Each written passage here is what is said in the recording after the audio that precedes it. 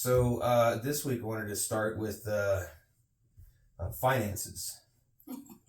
Couples have problems with finances. That's one of the things that can cause a lot of arguments, especially, and we've gone through this, and I know I went through this with the first wife as well. We were broke, low income, trying to survive. You and I were, when we got married, we were broke, low income, trying to survive.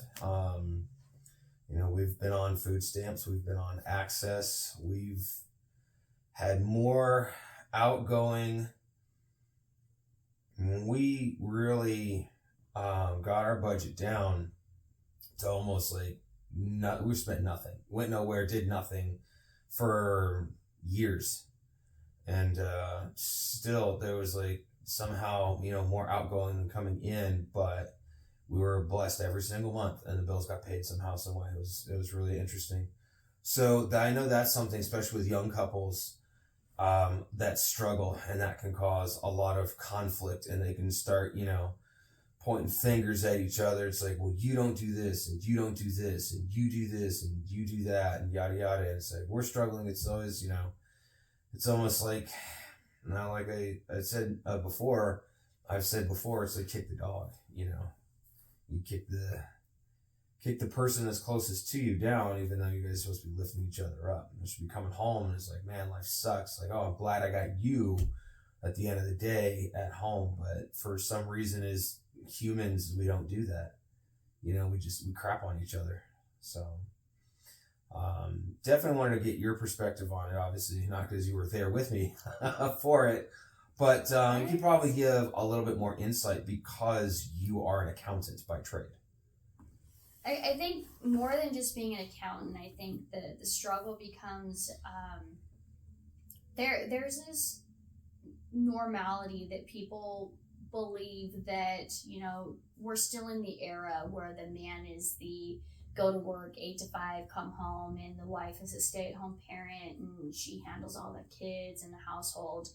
And my personal opinion is there's still this stigma in the world that if the man is not the main provider, that he is not providing value to the family and they're lesser.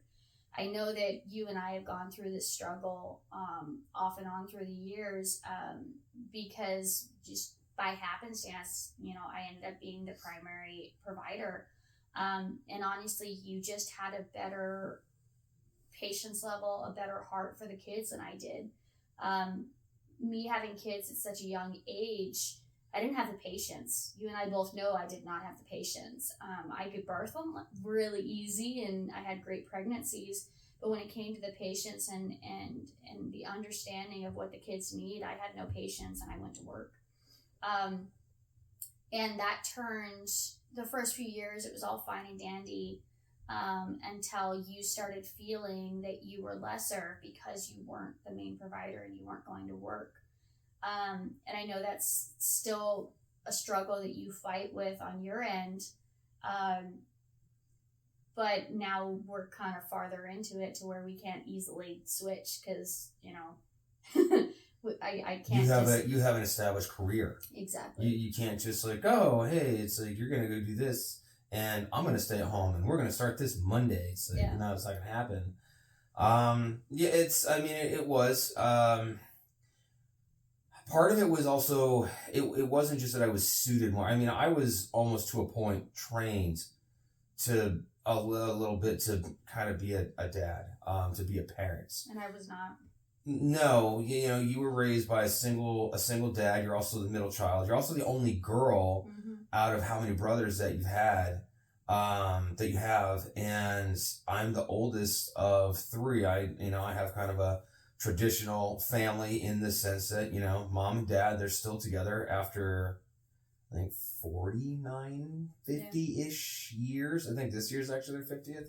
But I'm the oldest of 3. They both work full time, and I was a latchkey kid since I was 8, and I think my sister started staying home with me like the fall, because I was the 3rd grade, and the following year my sister stayed home with me, I believe, or the year after, like the 5th grade, she started staying home with me, And then by the 6th or 7th grade or something like that, our youngest brother stayed at home, and it was my job to make sure we got up. My parents were gone by the time I got up. So they were already left for work by the time like my alarm clock was going off at 6:30, something like that. And it was my job to make sure that brother and sister, got dressed and got fed, and we made our lunches, and I got them to school. We walked to school. We weren't far enough for a bus. So we walked to school. It was only about half mile, something like that. So, and we rode our bikes. And then after school, same thing, get them home and make sure stuff was done before mom and dad get home. House had to be clean. No dishes in the sink. Carpet had to be vacuumed twice a week type idea. No toys laying around. So you're playing toys, they get put away before we get home. Yeah. The house to a point had to be spotless.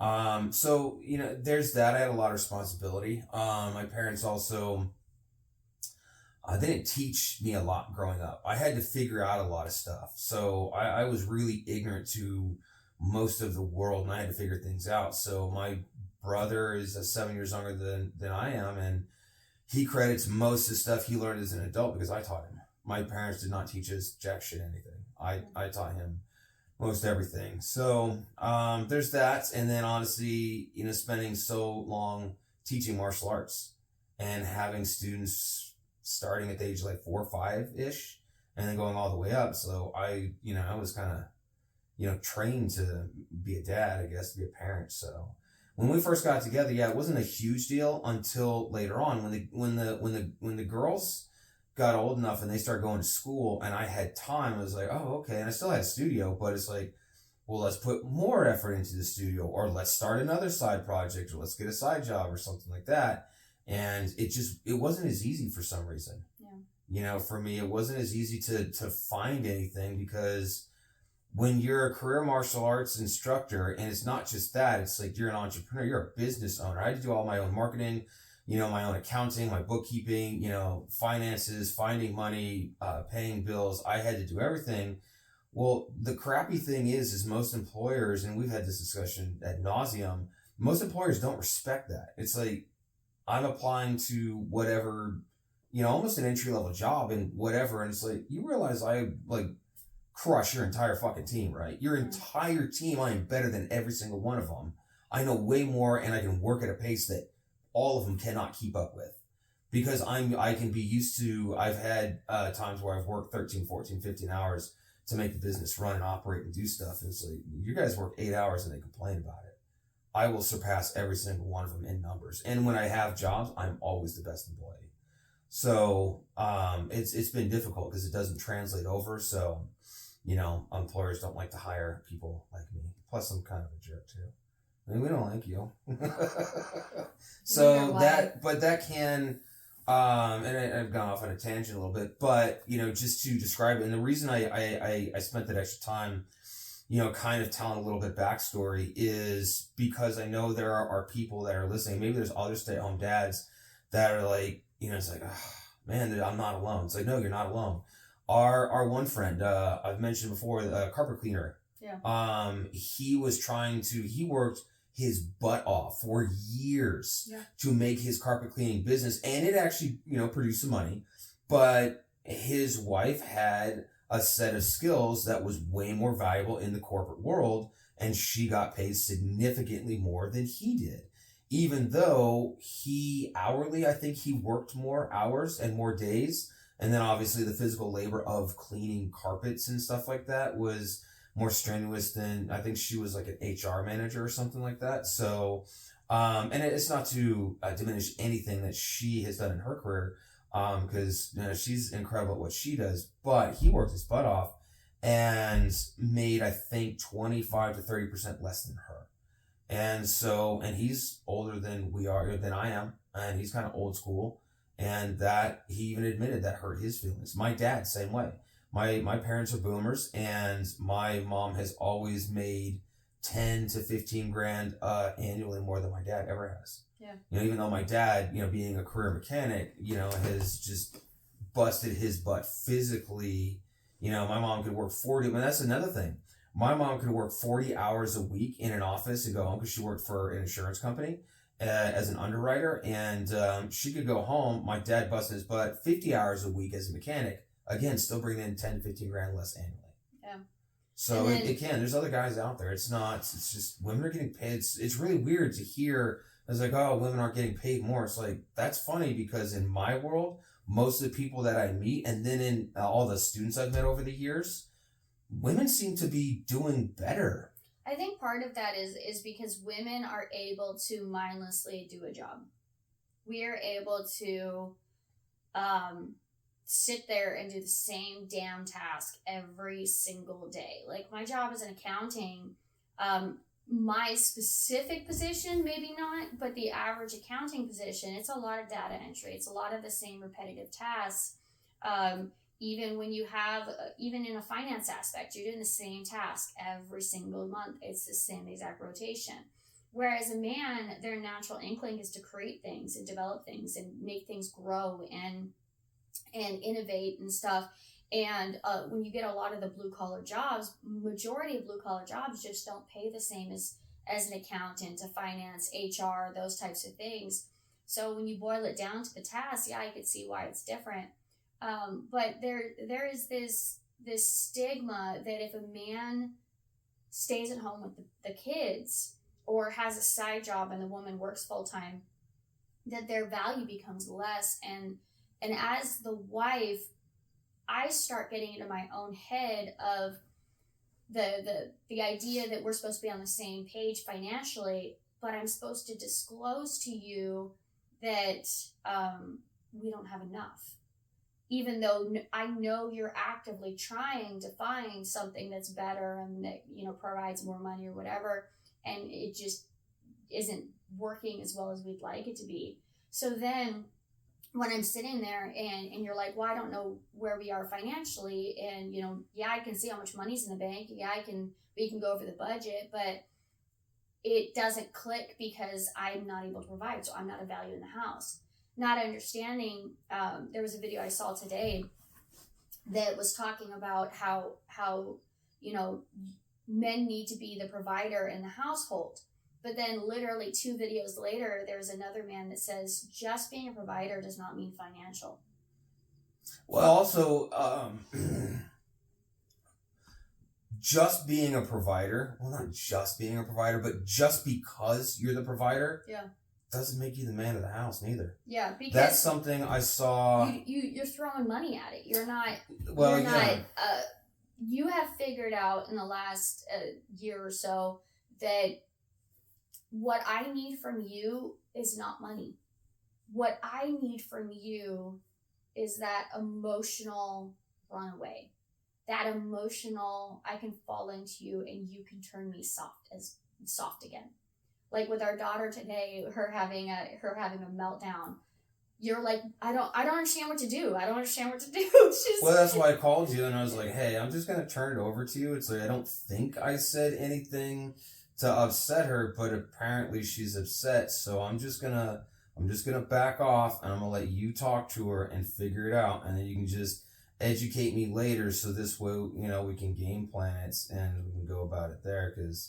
And I didn't even really need to talk to her because I thought about it and afterwards is when you come at a woman who feels they've been wronged somehow. Wronged because things didn't go their way, because they feel like they're stimulated, they're overstimulated, they're always a failure for people, they're always going to be wrong, they're never good enough, no matter how hard they try, they feel broken. Literally having a dad, a husband, a son come up to you and literally hold you and tell you you're valuable and tell you you're appreciated.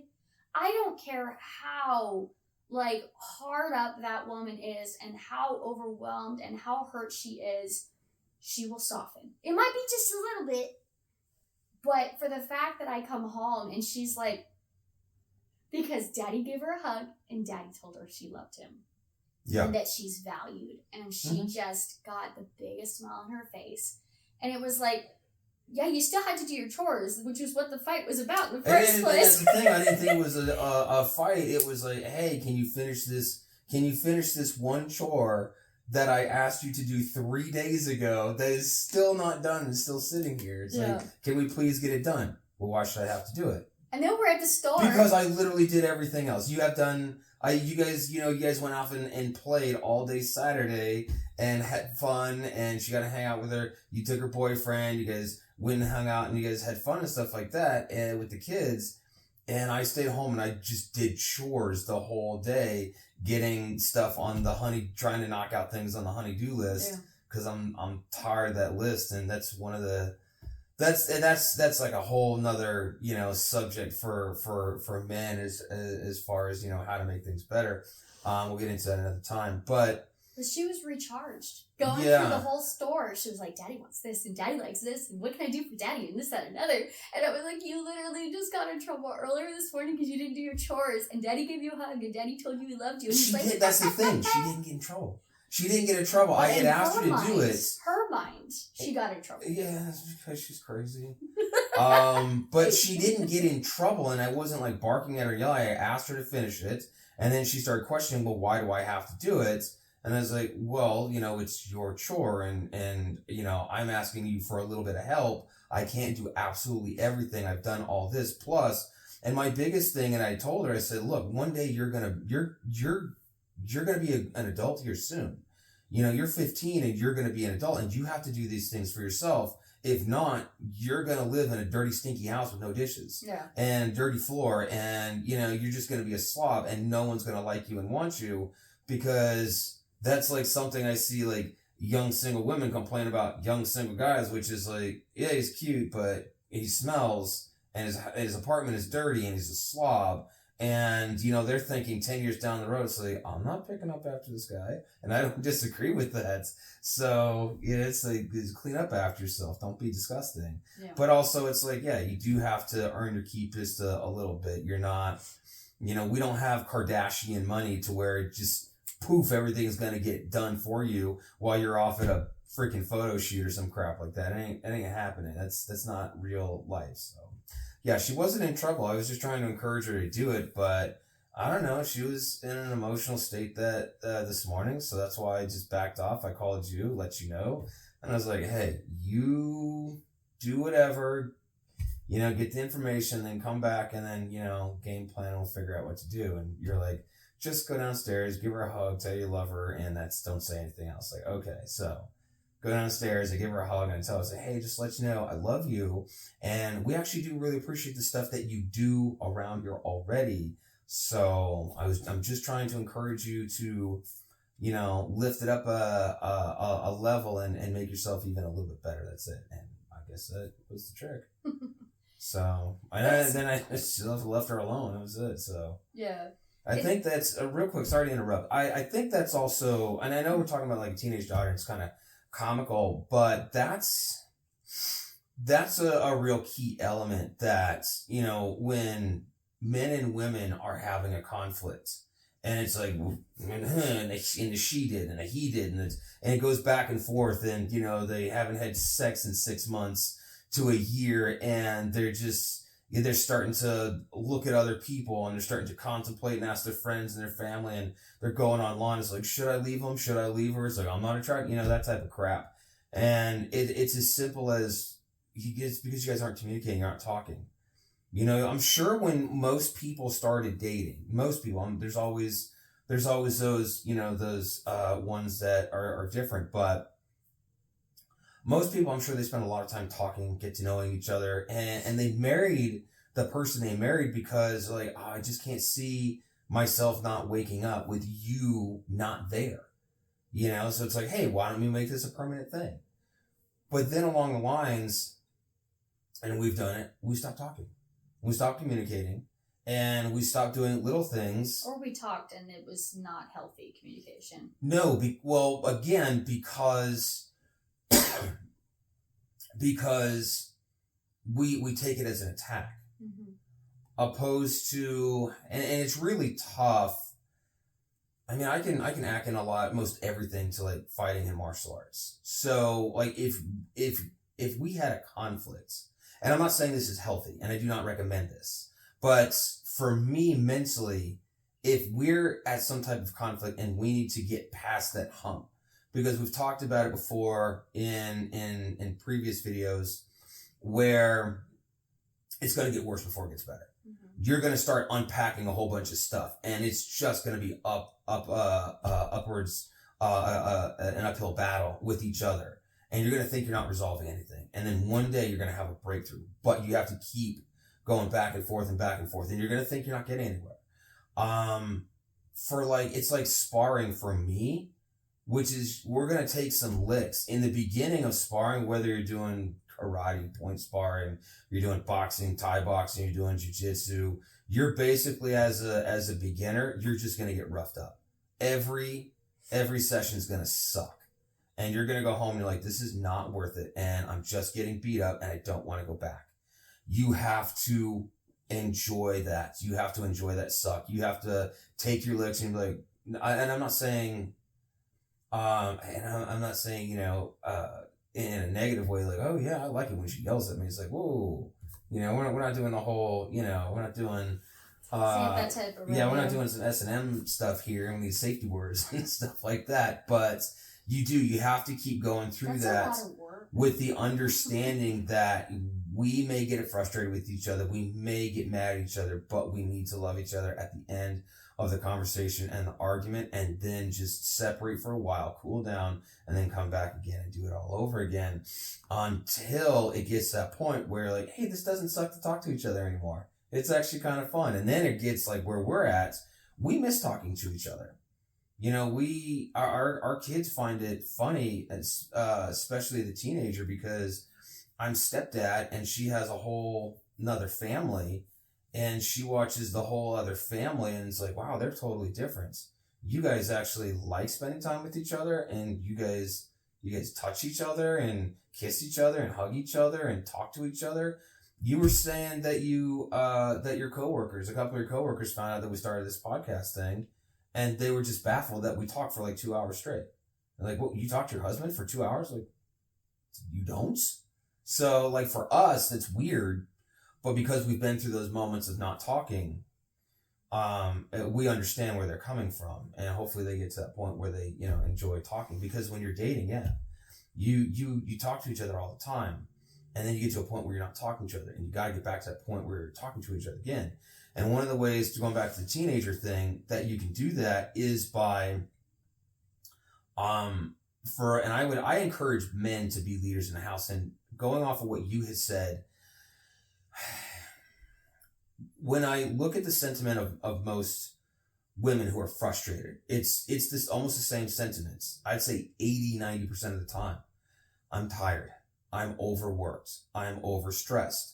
I'm overstimulated. I'm underappreciated. It's like those seem to be the 5 main characteristics that they're all like screaming at the top of their lungs at their husband. And they all kind of said similar things that you said, which is, I wish I had a husband that would just melt me, that would just hug me or hold me, tell me it's going to be okay, and just allow that, all that overstimulation, overwork, just allow all those feelings to melt away from the embrace, from the hug.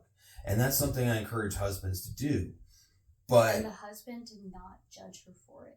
That's again goes back to the appreciation and the women feeling like they're failures because, they're working themselves, whether they're going to work or whether they're a stay-at-home parent,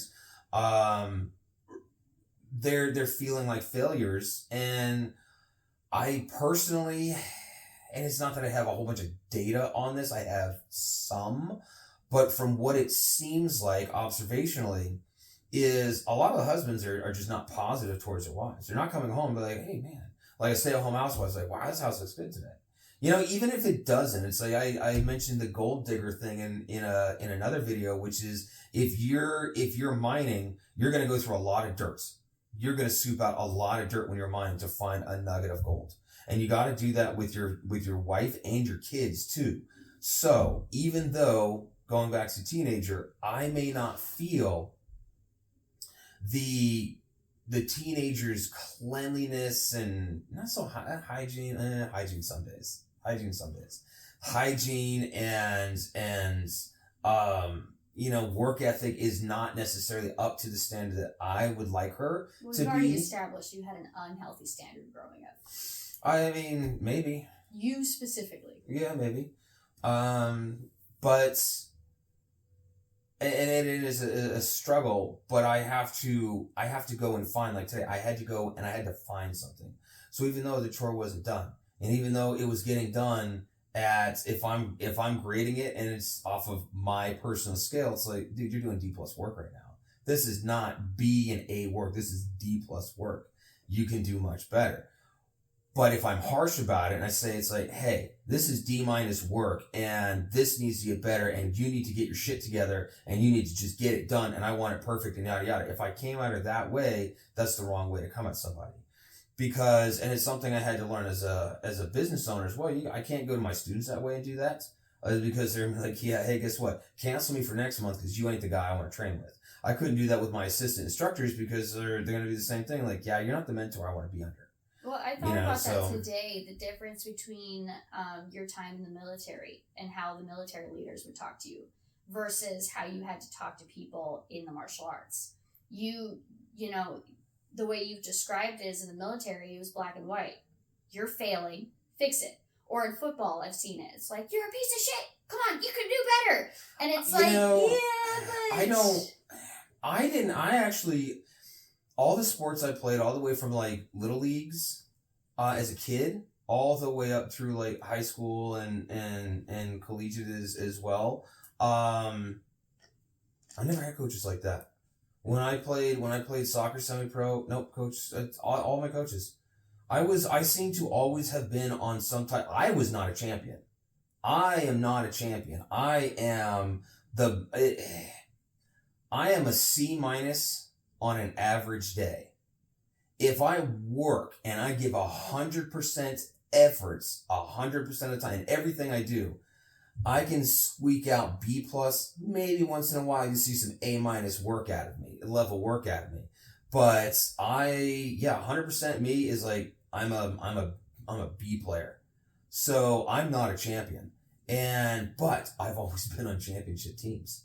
Yeah. Baseball, football, soccer, it was always on championship teams. I think it's the difference between just men and women in general. Yeah. So with a man, you have to basically build them up. You have to build them up and make sure that they understand you think they're Superman kind of thing. Whereas women, it's the aspect of, does she look like a hot mess? Has she really taken care of herself? Has she done the maybe the whole cleaning or whatever? Did she bring in all the money? Whatever column you want to list it. But the same thing with what I was suggesting earlier today with the teenager was you have to acknowledge where she's trying. Yeah. Maybe it's not an A+ level, but she's still fucking trying. She's, she looks like a hot mess, but she's out of bed today. She felt good. She's trying somewhere. And it's like, if we just sit there and go, well, you're not doing A+ work. Well, she's going to say, fuck it. I'm going to go back to bed. Because apparently me getting out of bed was not good enough for it.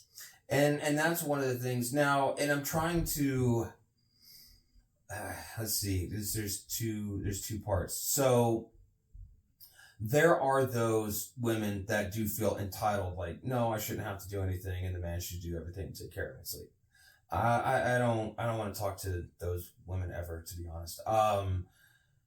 The average woman, though, that we are discussing, the women who are similar to yourself and the overworked, overstimulated, yada yada.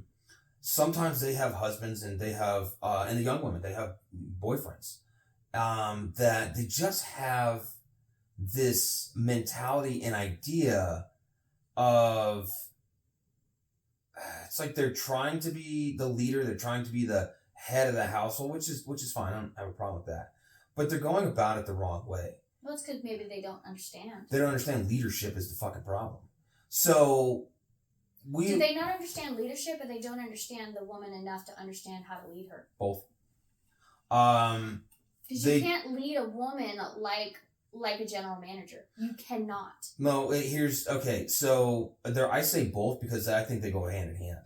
And the reason being is because a good leader is going to look at each individual. So it doesn't matter if we're talking sports, we're talking business, we're talking military, we're talking husband and wife and kids and families. It doesn't matter. Relationships across the board, whether it's a professional relationship or a personal relationship, leadership recognizes the individual. Good leaders recognize the individuals for who they are. They understand and they see their strong points and they see their weak points. They do not point out and crap all over their weak points to destroy and demean their and bring down their self-esteem. Instead, they're like, basically and I had an acting coach.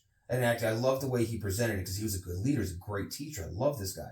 And he had basically, whenever we did a performance in class, some type of drill or routine or performance or something like that, there was, because we do class evaluations. So you stand in front and you go through and each person gives you an evaluation and they give you 2 things you did good and 1 thing that you need to improve on. Now, the words are important. 2 things you did good. So 2 positive points that were really good that say, hey, you're doing great on this. You already nailed this. So you don't have to work on this necessarily as much. And then the 1 thing that needs improvement, not the thing you did bad in the performance, the thing overall conceptually that you need improvement on.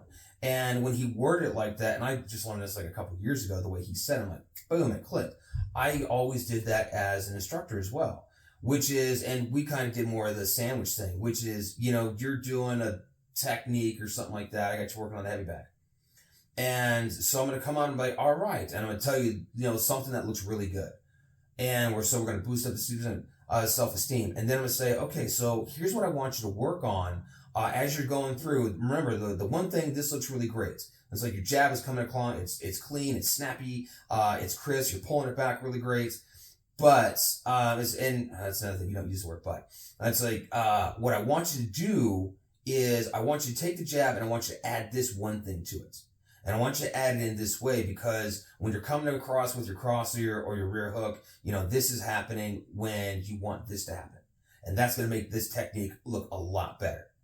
Okay. And then you go back to and reaffirm the positive thing you did. Yeah. So you sandwich it, compliment, improvement, and then compliment again. And then you watch the students grow. My students, in my opinion, always were good. And then when my students would usually leave, they'd move across town or something like that.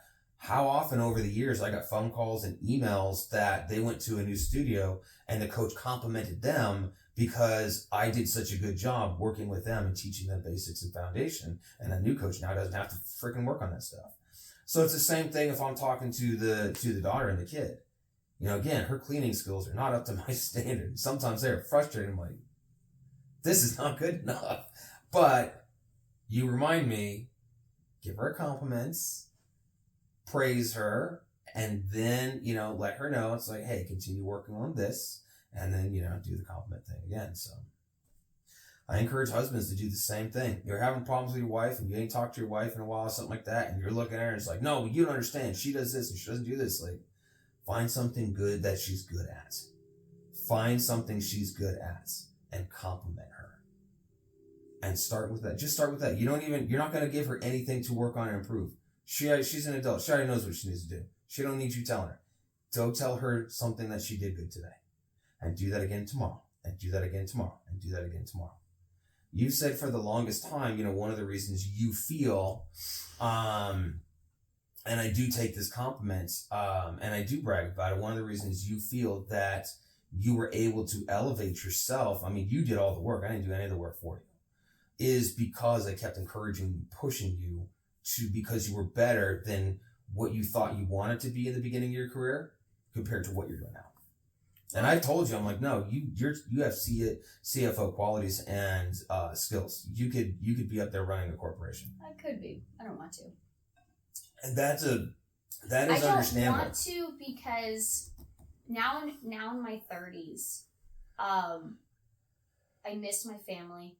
The closer that we've gotten together as a couple, the more Mondays are rough.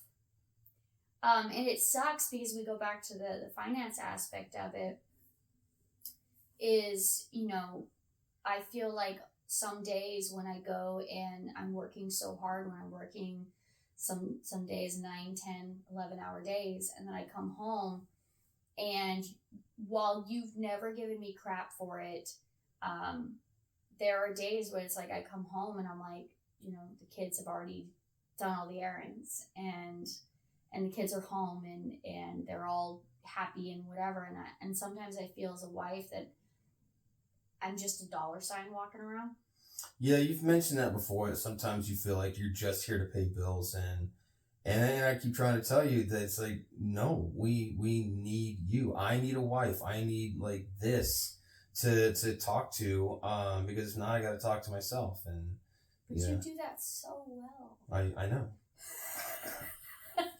Whether anyone's in the room or not. It's difficult because God. I don't want to be, no, not that. No. It is difficult for me to find someone that is equal to my intelligence and wisdom that I am forced to talk to myself. So. I was waiting for it. So, but I want you to come home to me. Yeah. is the thing. And the kids, there are times, especially with the teenager, there are times when you're just like, hey, it's like, do you mind if I go spend time? It's like, no. You can go spend time with her. It's like, okay, I'm going to go snuggle with her or whatever. It's like, I don't mind. There's been times like she just asked you, it's like, hey, I'm going to clean my room, Mom. Can you come and hang out with me? And you're just in there like hanging out really for like an hour or two. You're not really doing anything. She just wants her mommy is all it is. Yeah. You know, everybody... It doesn't matter how old you get. Excuse me. It doesn't matter how old you get. There are things that happen in life to where you just want to go back to being 4 or 5 years old, and you want your mommy to come and to fix it and to hug you and to make everything feel okay again. Yeah. I mean, ugh. Well, I think for us specifically, one reason why it matters so much for me is because I'm in a long lineage of very toxic mother-daughter relationships. I was not raised by my mom. I have a good relationship with her now, but I was raised by my father. My mom was not. She had a very toxic relationship with her mom, and she kind of still does to this day. So for the fact that I have a very close relationship with my daughter, it's a win for me. But also finances play a role, struggle with her too. We're not the richest people in the entire world, and the girl thinks that she came from, a rich background. She thinks that, money grows on trees. But I've noticed lately, though, the last few months, it's starting to click for her. Like yesterday and today with, hey, the kids need some pants and they need some new shoes. Our son, I took him to the store today, and apparently, you men do not like to complain about things. His toes were apparently cramped up at the front of his shoes, and I didn't realize it. I swear, I just checked his shoes a couple weeks ago. Nope. So I bought him 2 new pairs of shoes, and I came home, and the oldest is like, do you have it in your butt? She asked it exactly like this, was like, do you have it in your budget this week for me to get some of my facial care? I'm kind of running low. And I was like, because she didn't ask at the beginning for me to prepare for it. Well, I mean, she did tell us last week. She's like, I made a list, and she's like, I made a list, and all my stuff is gonna be like, and she said like with that diva added like tones, like it's gonna be like $130 for all of my facial stuff. That's a good deal for all of your makeup, your face wash, your skin moisturizer. Yes, it is. Don't give me that look. No. Yes. No, because you know what? You use the 3-in-1. Absolutely I don't not. use a 3-in-1. You act like I'm using like Head and Shoulders, body and head wash conditioner garbage, and I don't. I use a natural vegan soap because it's cost effective and it cleans. Okay. You don't need all. I'm telling you, since being married, no. Since being married and having daughters, I have looked into this because you guys like your products is the problem. You're like, there's a new product and there's a new product and there's a new this and there's a new this. Like, you realize it's all the same crap repackaged and rebranded, and it has been for the last 40 fucking years. But y'all think it's new. It's like, you don't understand.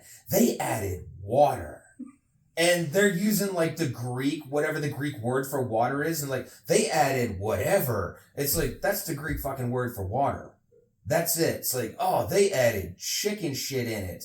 But, you know, they're using, you know, I don't know, they're using some, it's like, oh, but they say chicken shit in Russian. It's like, yeah, they use this in it. It's like, you know what? That chicken shit makes you want me just fine. So I guess it's working just fine. But you don't need it. You're not understand. Look. You women don't do this stuff for your man. You don't. None of you do. Stop lying to me. Stop lying to your husband. Stop lying to yourself. You do it for you, which is fine. There is nothing wrong with pampering yourself. I support that. It is good for your mental health. Mm-hmm. It's good for your emotional state, and that is going to reflect physically on you because you're going to be more relaxed and you're going to feel good about yourself. But literally spending hundreds and thousands of dollars a year on products that are total horseshit is not worth it. I have looked into it, and by no means am I a scientist or a dermatologist. I look into it, and I'm sorry, no, you're not looking at anything different than I'm looking at. You're not researching anything different than the way I would research. If anything, because I got time, I will beat that horse to death, flip it over, and I will beat that horse to death again because I have time. And from what I've looked into, dermatologist after dermatologist after dermatologist, women dermatologists too, have even said all you need is a nice, mild soap and a good moisturizer that is not mineral oil based, because it'll just sit on the skin and it won't absorb. And then they'll give examples of more natural things. But you guys want to spend hundreds of dollars, like, just because, oh, this does this and this does this. I add this and then I add this on top of it because it does this, and then I add this on top. This one has cucumber in it. There's a cucumber in the fucking fridge. Go put that on your face. Why do you need some cream chemical that has a cucumber flavoring smell, drop of, like, it's squeezed? That doesn't make sense. Says the guy that thinks every single gun you need a different type. No, I am not one of those guys. So no, that's not. I like the different models? Yes. But I also recognize the difference is how ergonomically it fits in your hand, how it shoots. Does it have, how much how much recoil does it have? How much muzzle flip does it have? How many rounds does it carry? It's like, can you put, is it optic cut? Is it this? Is it that? That's not that's not an apples to apples comparison. And I am not the guy that does that. I am good with what I have. Now, if I had gobs of money, if I had Kardashian money, I'll buy a whole new house just for guns. Well, the thing is that the same thing with body wash and the same thing with moisturizer. There's different preferences. I do not like your soap. And I will not use the soap. I don't have a problem with that. She doesn't like always. She has gotten a little cheaper for the stuff, and that's fine. But $130 for makeup is not a big thing when that stuff lasts you 6 months. Okay, now if it lasts 6 months, that's fine, but some of this stuff is not lasting that long. That's because our middle child likes to destroy it and steal it. And that is a problem, but even if she didn't, the other one does go through a lot more of some of those products that she thinks cleans her skin. It's like, well, this cleans it, and this moisturizes it, and then this hydrates it, and this does this, and this does this, and it's like, you're saying the same thing 6 different ways. Yeah. It's cleaning and moisturizing. That's all there is. There is nothing else. There's nothing else. You're listening to marketing and advertising is what you're doing. So I agree with that. I'm fine with that. It's like, hey, there's different preferences. It's like, I like this one. It smells this way. I like this one. It feels this way. It's like, I don't have a problem with that. I have a problem with, like, is it an overabundance and we're just blowing the budget just because I think this stuff is magic and it's going to make me pretty? It's like, no, what's going to make you pretty? Go outside and exercise, get some sunshine, drink some water, eat some healthy foods, take your vitamins, okay? Follow the Hulk Hogan rules. It's like, eat your vegetables and take your vitamins, brother. And you'll live a long, healthy life. So. Will you go away? She's sitting in the doorway laughing. Yeah, well, I mean, I'm trying to do a podcast. We're talking about you, not to you. Yeah, I'm trying to do a podcast, and you got kids. It's the way it goes. You know, we're not as high budget as some of the other ones. We don't have a studio, and even if we did, it's like, I mean, it goes to my martial arts studios. There was a fighter years ago. His name was Frank Mir, and he had a martial arts studio. And I remember him in an interview that I guess there was some fighter that wanted to train at his gym, and the fighter was complaining because Mir had his 2 kids and his wife, and they're kind of running around and stuff like that. He's like, "This is my family gym.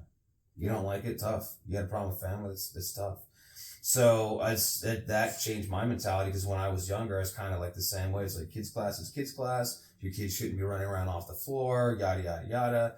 But as I grew older, as I got in my late 20s and early 30s, like, my mentality changed. I'm like, everybody's here. We're good. So it's the same thing with this, you know. Dogs are going to come in, kids are going to come in. Well, we'll work around it. Well, back to the aspect of finances.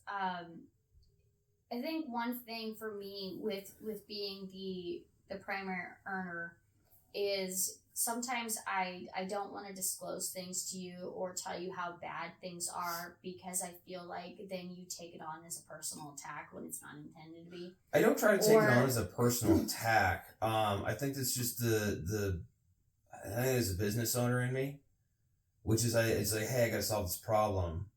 And, you know, it's not working out the way I had intended. So I'm not trying to take it as an attack. Yeah. Which I'm not saying negatively, but as far as, like, you feel like you're not contributing to the help of it, and it's like, well, it's facts what it is. If you got a job tomorrow, hey, bonus, cool, that'd be great. You know, something that, you know, provided substantially more than what you currently provide, but... Or even if some of the side hustles actually paid out more than they do. Yeah. But it's just, it's hard, because also one thing about you personally, and I can't speak for a lot of people, is the business owner in you is so used to, well, I'm just going to do this, and the accountant just tells me how much money I need to spend. And when I'm already dealing with, you know, what money needs to go into what account, what bills need to be paid, you know, where we need to cut, how we need to do this, it's almost like a stone gets put on the shoulder more and more and more. And then I start feeling isolated, like I'm doing it alone. Like, for how many times where I've started doing the every dollar for Dave Ramsey, and I'm like, hey, can you load it on your phone? I want you to do this with me. And you're like, no, just tell me where we're at. And then it puts me back into the place of feeling like I'm the secretary of the household and it's all on my responsibility. Then if I start overspending, I don't want to tell it to you, because then I feel like I'm confessing a sin to you.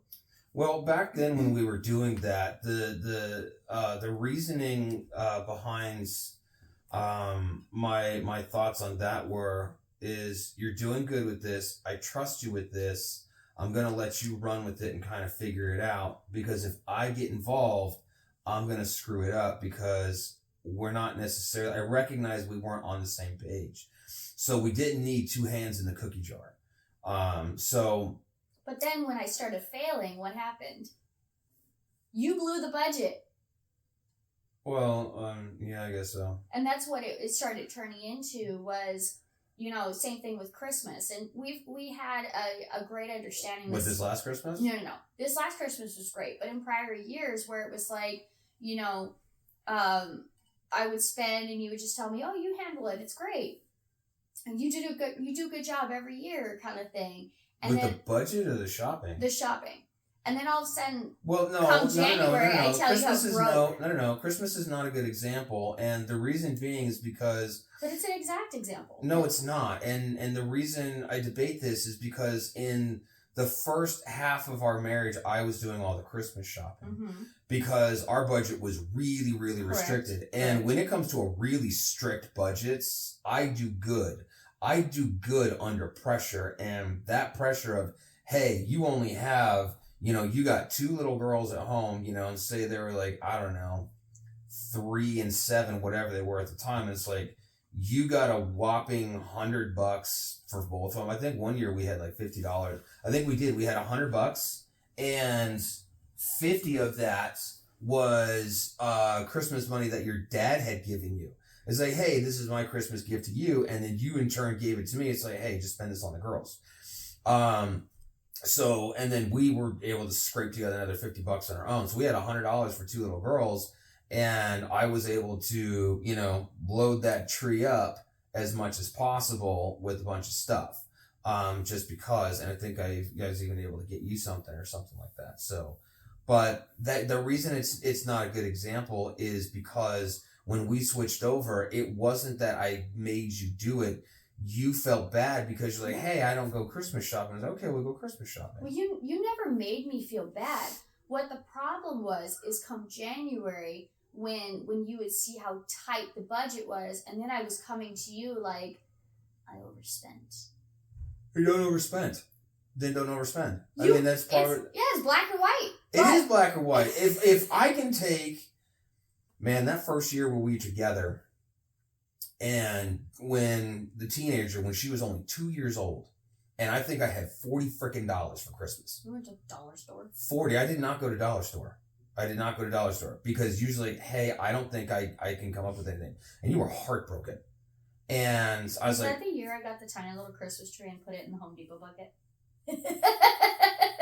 Maybe. And I think you got that, and that's why we only had $40, is because you got that, and I think it was originally like 20 or 25. Yeah. And because there was like something wrong with it, the guy discounted and gave it to you for like $10.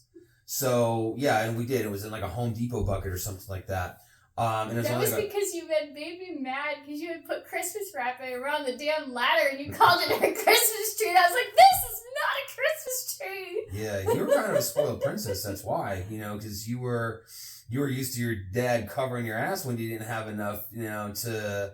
It's like, well, I don't have enough to cover this, and you call your dad. I'm like, no. I'm the man of the house now. You're not calling your dad. We have to freaking deal with this. For me, it wasn't the spoiled princess for that year. It was, Christmas, you have a tree. And I had not yet accepted how broke we were. I know. And it wasn't in the aspect of waiting for daddy, because I refused to have called dad that year. But it was like, you know what? I don't care if I have to work extra, like I will get a damn Christmas tree. And I remember, I think it was Christmas Eve or Eve or something like that. Like it was really close to Christmas. And I remember I went to that Christmas lot, because I forget, I was coming home from somewhere. And I went and I talked that guy down. I think that tree was like $10, $15, something like that. And I had talked him down to it. I was like in tears. I was like, I don't have a tree for my family this year. Yeah, it was $25 and you talked him down to 10. And he gave it to me. And I came home and I put it in that Home Depot bucket, and you looked at me like, what the hell is that? No, I was fine with it. I didn't have a problem with that. And the reason, because I was trying to come up, I had went online and I tried to look up different ideas for Christmas trees when you couldn't have a Christmas tree. Yeah. And a lot of them were like they were all images from like apartments in like New York City, New Jersey or something like that. And one of them was like, take a ladder and wrap trees and hang ornaments on it. I'm like, hey, it's, looks like a tree. You got mad at me for it. And I'm like, I'm just trying to, solve a problem here. Yeah. And you were kind of being a crybaby, in my opinion, at the time. So, we but weren't in the best of places back then. Now, in retrospect, like that. Now it's funny. Well, it's funny, but also now in retrospect, it actually really, that whole Christmas thing holds a very warm spot in my heart, and I see how much you really tried, and the fact that I came home with a ghetto, danky looking Christmas tree just put icing on the cake for that one. So that was our first Christmas together, and the interesting thing is, it sounds like a struggle. It sounds like we fought the whole time. We didn't. It was just we didn't agree with. It started with the whole ladder thing, and then you were determined to get a tree, and you ended up with one for $10, and I was like, hey, that's fine. I didn't have a problem with that. Yeah. But yeah, and then you were so like, we only had $40 left because our budget was like $50 total. Yeah. So you took $10 out of our Christmas budget that was for the little girl at the time, the teenager who was only 2 at the time, and we only had $40 left, and I was able to take $40 and stretch that, and I think I think I actually ended up getting, they're mostly like little crappy things. Yeah. But it was at Walmart. And at the time, they had a whole aisle and it was all just like, $1, $2 stuff. And I got her a bunch of crap, fake nails and a little coin purse. She was only 2. I mean, as long as it had, her Disney characters on it, and she was happy. She was happy. And so... That other year that we were super, super broke around Christmas, and we struggled and we scratched together every dollar that we had to buy everything. And what did the girls end up spending their time playing with? That damn freaking water heater box for hours. We were so mad. No, I thought it was funny. It was funny. So that I Christmas, worked extra shifts and everything. we came up with some money to have a nice Christmas, and we had to unfortunately replace the water heater that had went out. And they proceeded, it was coincidentally around Christmas time, and they proceeded to spend the next week playing with the box. They made forts out of it, and then because they had the little bunk beds, so they shoved it in the corner of the room, and so it was next to the top bunk, and then they threw a whole bunch of pillows and blankets in it is what they did, and they were jumping into it, and then they would knock the box over to get out. So yeah, it was hilarious. They didn't even play with their toys; they were playing with a box. I saw a video today. A guy had like a box, like I don't know, the size of like what a stove would come in. Not that stoves come in boxes, but it could fit like a stove in or something like that. It was a big box. And what he did is he put his little girl in it. I think she looked like she's like 3-4 years old, and then gave her like washable markers or something like that. She colored on the floor and the walls, and I was like, oh, that's incredible. It's like she can color everything all around her, all the walls and the floor underneath her until that thing's filled up. And so I'll see you tomorrow. It's like keep that kid busy. So we did that with I think it was Emily. Yeah. The middle one, and we go and we try and we put it in the closet, and she had all the markers and everything. I think we put some lights in there too. Yeah. And she had a field day with that. Yeah. Couldn't do that with our youngest. He would just color the walls and the floor. I just done that before. I think the middle one still colors on the floor. No, not anymore. When she was younger, she did. That's why we're not replacing the carpet until they grow up and move out. Yes. So, but finances can really destroy marriages because again, it turns into, like everything, turns into a blame game. Why you're doing this, not why, and why you're doing that. And why can't you make money? Why am I never home? I saw a video, I think coincidentally either today or yesterday, and it was a couple, and they got into an argument like outside their front door. On the Ring camera, and she was saying how she was tired and she just wanted help with something, and she's like, I work just as many hours as you. I go to work all day and I come home, and but I'm required to do X, Y, and Z's, like the cooking, the cleaning, the this, and it's like all you do is go to work and then you come home and play video games. And he's like, yeah, because I make more than you. And she says, that's fine. Yeah, you make more than me, but I go to work and I work just as hard as you. Maybe you do work harder at your job, but I go to work and I work hard, but yet I'm still required to come home and do everything else while you get to relax. And his only response, and these guys look like they were like 24, 25-ish. And I've seen that mentality where the guy thinks, and it's I don't know if it's just young guys, but I've seen men who thinks like, well, I'm the breadwinner. It's like, no. If you have to have a second income, then you're not a breadwinner. Yeah. It's a partnership. If you go to work, but she has to go to work as well to supplement what you don't make to cover all of your expenses and finances, you're not the breadwinner. You just happen to make more than she does currently. Yeah. That's all it is. It's still a partnership, and even still, it's still, it's not like, some rich billionaire or something like that, to where the billionaire goes to work and is the CEO of whatever corporation, and the other spouse is it doesn't really do much. It's like, well, yeah, that's not really a partnership.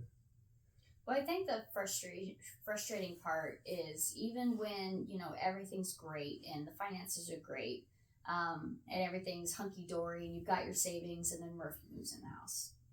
And the term of you and I have had where Murphy just keeps moving back in over the last few years. And if it's not one thing, it's another.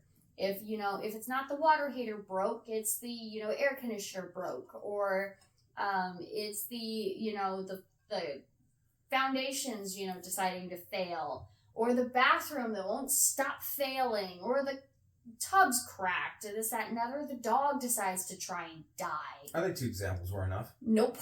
Just keeps going. Yeah. Just keeps going. No, it does. It does. There's always going to be, you're always going to wake up tomorrow, it's going to be a problem.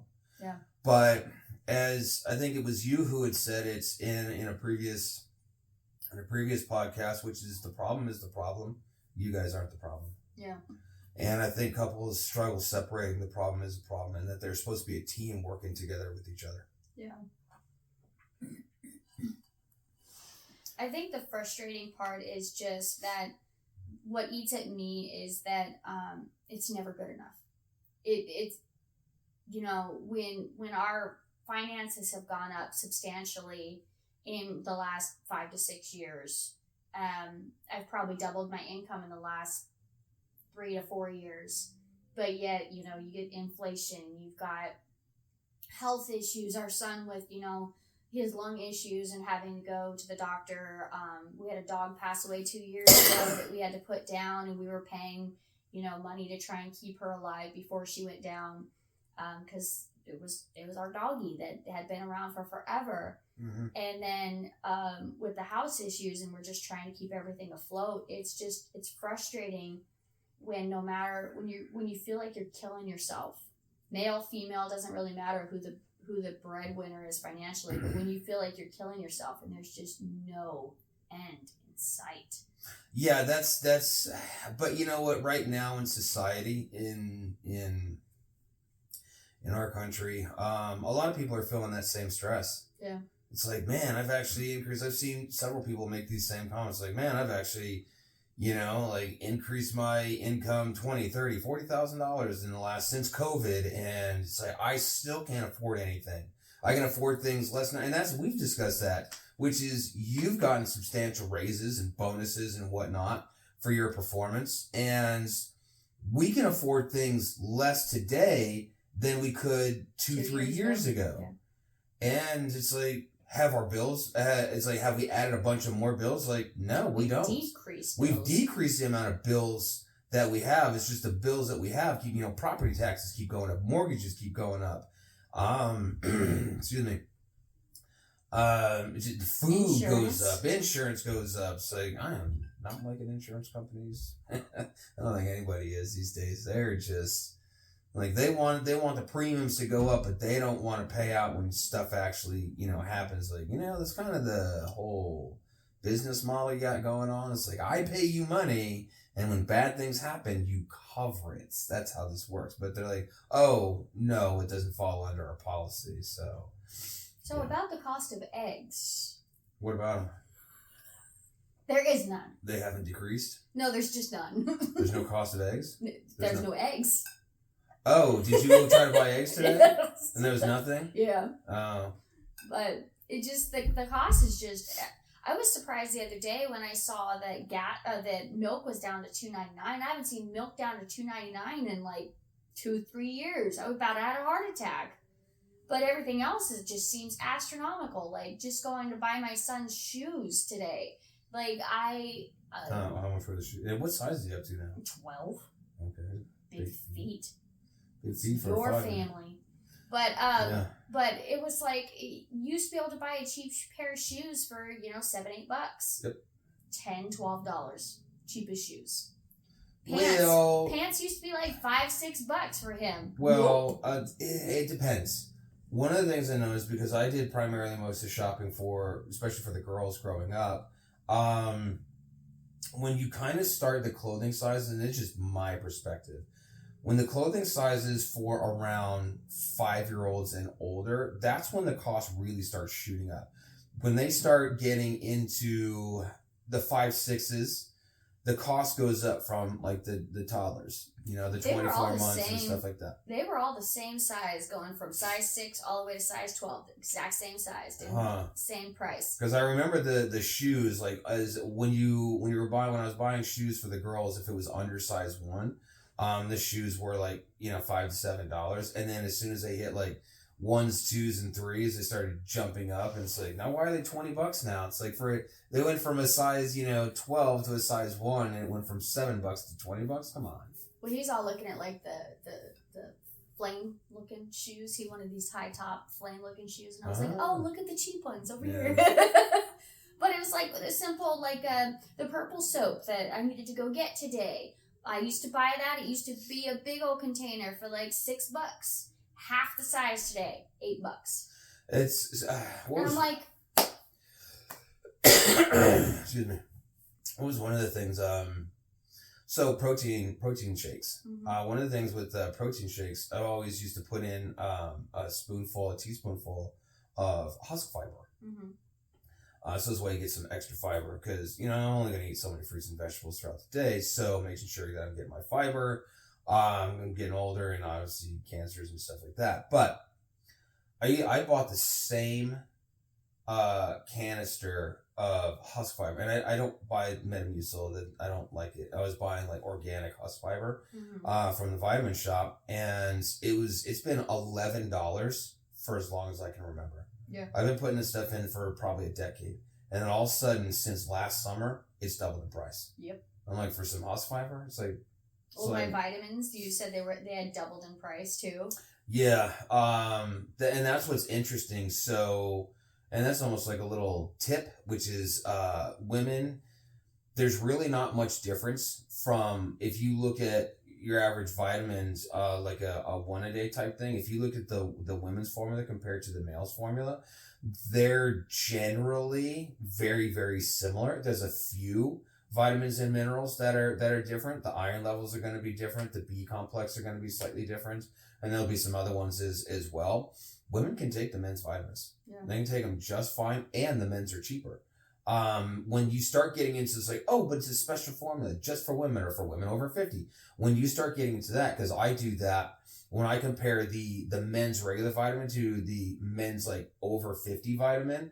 I think there's like one vitamin has a little bit extra. I forget what it is. Like there's more magnesium in the 50 plus than it is, you know, the regular vitamin, but they're going to charge you $10 more per jar of vitamins for the same 90 capsules. Yeah. It's just ridiculous. So you really got to pay attention to, you got to be a smart shopper and, you know, recognize the stuff like that. It's like you're getting scammed.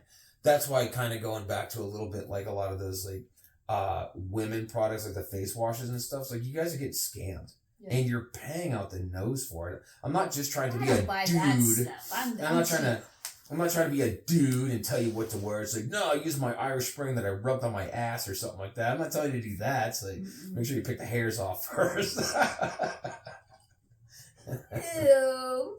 Not gonna do it. I can't do Irish Spring. That's like, put some sandpaper on your body. Go ahead. Just. I know, right? It's got some, you know, it's got some nuclear level cleaning power on that. Nope. That's like Comet. They're like, that's the equivalent of Comet. Yeah, right? You might as well just sprinkle some Comet on your skin.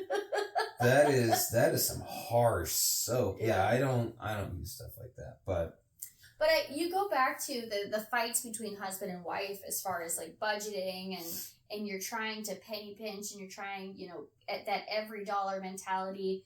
Because again, I grew up with Dave Ramsey. I heard about him, you know, very astute with all of his teachings. But when you're sitting there and you're trying to follow these rules and you have X amount of dollars, but yet the cost keeps going up. Yet you're cutting things and you're doing everything that you can to try and scrape and scrounge and it's like, oh, what does a restaurant look like? I don't know. I haven't seen one in 5 years. Like, we don't go out. And then you just keep getting the struggles. And then you start with the husband and wife starting, you know, to go at it with each other because you're trying to, you're like, where's the money going? I don't know. Hey, you know, we're going to eat less this week. So, and this is where, all right, so let's start getting into solutions, because we can go round and round in circles as far as like husbands and wives are going to argue about it. And there are some hacks. So, for example, like us, we go out to, and some people may scoff and vomit or something like that. But for us, a simple go out is like Red Robin. Mm-hmm. Personally, I think they have halfway decent hamburgers. They're expensive now. They're expensive now, but one of the things that we realized is, to a point, we can make that crap at home, because a lot of their burger is based off of their own blend of seasoning, which you can buy from them for like $4 or $5 in a good sized container. It's like, okay, so now I'm just gonna go to Costco. I'm gonna get my own ground beef and my own buns and my own cheese, and make it whatever way I want to, with, avocado and tomatoes or something like that, toasted buns. And I just need to put your seasoning in it. Now, is it the same as a Red Robin burger? No. But I can still make it a little bit like that. And then the same thing with the fries. Their fries are just the same exact seasoning on the fries. That's it. So buy a bag of the frozen steak fries. So there are ways to kind of do it. Texas Roadhouse. We love Texas Roadhouse. We'd like to go to Texas Roadhouse on a regular basis, but we're not. But they sell their seasoning. You can buy their steak seasoning. Now, can I make it as good? You can buy a thing of their rolls. You can buy where do you buy the rolls? You just go up and buy the rolls. How I much brought are the rolls home. Granted, half of them did not come home. I think I ate half of them in the car. Rolls are good. How much are the rolls though? I think they were like $10 for like a dozen. Okay, so I'm thinking about like us 10 years ago. We couldn't come up Might with have been that. less, but But that's just one time. We Yeah. also used to be able to go to Red Robin for $20-$30 for a spoiler night. Yeah, and Now that was it's with like, good tip too. We always tip good, because we worked in food. And we got stuff. The last time though we went to Red Robin, it was like you had a burger, I had a burger, the teenager had a burger. I think she split it with the 11-year-old. Yeah. And then we split our burger with the and the kid. 5-year-old, the boy, So- he just picked off our plate. so So we 3 basically burgers. had 3 entrees. After tip was $70. Yeah, that's I why was it's like, like, nah, I ain't going back. No, I'm good. Yeah. I'll pass. It Again, wasn't worth say- $70 when So, I hey, can throw make. some seasoning. I need some seasoning at home. I'll go Well, get you mine, like I'll go my get mine. whiskey burgers, so those are pretty good with the onions and the. Oh yeah, sauce. and then another way to, especially with food hacks, you got Jordan the Stallion. That guy's accounts, you scrub through his account and he'll tell you how to make everything from every fast food restaurant. So, like for example, I like the campfire sauce Mm-hmm. that they give with the fries at Red Robin. I like it. Well, you can make that at home. It's really not that difficult. There's recipes. Yeah. So, if you want sauces and seasonings and you want ways that people do stuff, and when you start getting on social media, there are channels after channels after channels where you can do stuff at home. It's like, oh, but I like Cinnabon. It's like, you don't need a $10 Cinnabon. You can make a whole tray of Cinnabons for $10. Just don't let the teenager make Cinnabon. She tried. That was part of it. She saw a video online and she was like, hey, I have that stuff in the kitchen. It's like, and it turned out like crap, but that's okay. The thing of it is you can still try to do things on the cheap, but as far as actual solutions, this is where getting some type of spreadsheets, and putting together an actual budget. Now, some people might need an actual budgeting calculator. You and I, we work just fine off of Excel. It's really not that difficult. Dave Ramsey's spreadsheet's not that bad. I think it's like under $10 a month to automatically link to your bank account, or it's free if you just load it in manually. And then as your transaction come in, you just take the little circle thing and you go drag it to where your expense is. I think getting started. I'm talking about people getting started so they can stop the arguments and the fights and figure things out. It can be simple as a sheet of paper and writing down all of your monthly expenses, and then at the top, here's what she makes, here's what he makes, depending on who has a job. So and I would do it net. Here's what your average paycheck is, 40 hours for her. Here's his average paycheck, 40 hours for him. And then go through, it's like starting with mortgage or rent, and then if you have a car note and insurance and average groceries and gas for the week, figuring out everything, any subscription services. Look at every single dollar, and that's the whole point of the Dave Ramsey, is to look at every single dollar that you are spending and figure out where you're hemorrhaging money and then try to get rid of that. Yeah. I think one of the other things, too, is I hear constantly this argument with husbands and wife about my money and your money. Yes. Constantly. And, with my parents that have, multiple divorces, and they've been both on their third marriage for 20 plus years. So maybe they finally found the right one. But they still hold separate monies. And with you and I, well, we've always had 2 or 3 bank accounts, but it's never been your bank account and our bank account. They're both our bank accounts, but to a point they're individualized only because like you buy the groceries, yeah, and I pay all the rest of the bills. Yeah, I have a separate. You have money budgeted out, and you put that in my account, so I can get the gas for the cars, and I can get the kids some clothes, and I can go grocery shopping or do whatever stuff, and then you're obviously doing the bills, the monthly bills and stuff like that. Yeah, and I think one of the important things that I talked to several other people that have a much healthier marriage than, say, my parents, is in the aspect of ensuring within your budget that you have spending money allocated for you and spending money allocated for me. Because there's nothing worse than I'm having a rough freaking day and I want to go buy a candy bar and I have to ask you if it's within the budget. Mm-hmm. Like if it means for you take $20 out of the bank account each paycheck, and that's where your money is. Whether you use it, whether you save it, whatever the case may be, is just to make sure that, hey, maybe it's my birthday coming up and you want to buy me something, but you don't want me to know that how much exactly it is. It's like being able to feel free to be able to buy that and not feel guilted or have to beg me for money. Like this last year when you bought me a robe for Christmas, and I had to ignore Amazon, the fact that it was, because I'm like, I'm just going to pay attention to this here. Like, don't look back because I don't want to know what's there, kind of thing. But giving yourself grace to be able to spend that extra chunk of money. Yeah, there's nothing wrong with that. You just have to check yourself, and you have to check your own ego, because that could be something that could cause a problem as well, which is when you write out or type out your budget, and especially when you start going into personal things. Mm-hmm. You have subscriptions maybe for the gym, or for certain streaming sites, or it's like what I don't know what people have. And you can have an entertainment budget, like you're saying. It's like a personal, this is a mental health. This is mental health money for me. $20 a paycheck or something like that, $10 paycheck, whatever. But when you start adding up, and it's like, hey, we're spending, I don't know, I can't even give an example. Maybe, and this is gonna be a bad example, but if I was a gamer and I had a lot of video game subscriptions, I'll be honest, I don't know. I don't play video games. So I have no idea how that works. I'm assuming they're similar to streaming services.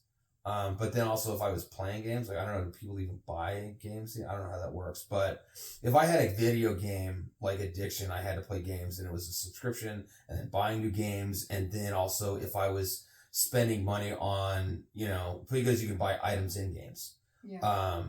And Roblox. Okay, so Roblox. If I'm spending too much money on Robux or something like that, and that becomes a problem, it's like, no, I need that. And it's like, okay, well, that's your mental health money then. No, that's separate. It's like, well, you can't have your cake and eat it too, buddy. Well, you have to pick one or the other. Or for a woman, it's like, no, I need all these products for my hair care, for my face. Don't you want me to look beautiful? It's like, you look beautiful without them.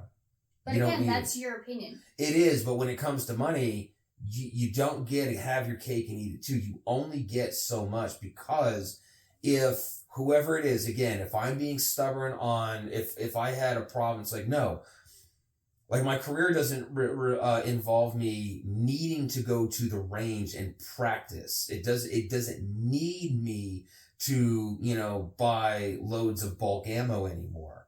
But if that was still, it's like, no, that's my thing. It's like, well, that's an expensive hobby that you have. Or again, if you were really into like, no, I'm going to get my nails done every weekend, or I'm going to get my hair done every weekend, or I'm getting a facial every weekend. It's like, okay, well, that's part of what's blowing the budget. We need to cut some of this stuff out. People got to make some sacrifices, especially when you're broke on broke. Well, that's fine. For me, the hygiene budget is a hygiene budget. If that's facial care and moisturizer and this, that, and other, and let's say we cut something, okay, well, I'm going to find something that's a little less expensive. Oh, yeah. Or maybe there's something in there, I don't need the hydrochloric acid kind of thing, but I still need my face wash and moisturizer. Like, I'm not cutting that out, and that's not my self-care. Okay, so but that's old also Noxema. No. But that's also a decision between a husband and wife on where's priority, because I would not say that, makeup and hair care and face wash and moisturizer are the same thing as me getting my nails did or my hair done or my facials. I would not put those in the same category whatsoever, because now, can you get cheaper products? Yes. Now, things like foundations and moisturizers and face washes, sometimes those are specific to the person. It's not just preference. Like me, if I change my face wash, my face will break the hell out. Period. End of story. And I understand that. Like I was saying, it was kind of a bad example. I didn't really have anything because we don't have anything like that right now. What? You have a simple wife? Well, yeah. We're a little bit more on the simple side right now, and it's like, I mean... You had to buy me a robe because I have the same one for 16 years. So it's really hard for you to come up with examples. You bought me slippers because I had the same one for 5 years. So I'm simple like that. Exactly. So we're not in that. And then going back to, again, 10 years ago when we were broke, 10, 12, 13 years ago, when we were broke and we were on food stamps and access and whatnot, we didn't have those habits. Yeah. I mean, I think... No, you'd still yell at me because I'd go to the store and I'd buy everyone else stuff and I wouldn't buy myself stuff. Well, yeah, because, I mean, it's great while you're taking care of everybody else, you got to take care of yourself, or eventually in the future, you got to take care of yourself. Or I don't know. But if I go and I spend the $10 on myself, that's $10 less of the household. But if you spend the $10 on me, when you got, like, for example, say if today wouldn't finance you... But you got happy. But I made you happy. But if there are other ways you can make me happy, though. You don't have to buy me stuff. If we were financially hurting today, and you went out today, and you bought me something for $10, and that $10, it's like, no, you're not understanding. That $10 can make or break us. That's how bad we are. Yeah. Then don't freaking spend it on me. I understand you're trying to do something loving. But if that $10 could make or break us, why would I spend it on myself? Well, if you're not going to spend it on yourself, don't spend it on me either. That's how that works. That's a partnership. That's a team.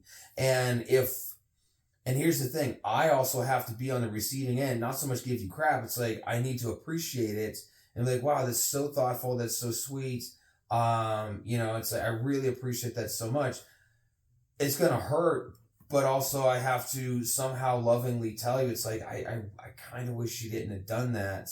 We really needed that $10. That's money out of our gas tank that, that's a day's worth of gas or something like that. That kind of hurts us. We can't be doing that in the future, but I appreciate that now. And it's, again, I don't know, if you spend a giant candy bar or something, I'm going to share it with you. So we don't really have any examples in that because neither of us were that person years ago. I think we had basic cable TV. Yeah. And we had so we weren't even doing any streaming services yet, which I think we had an argument about going to streaming because I did not want to get off of the regular TV package.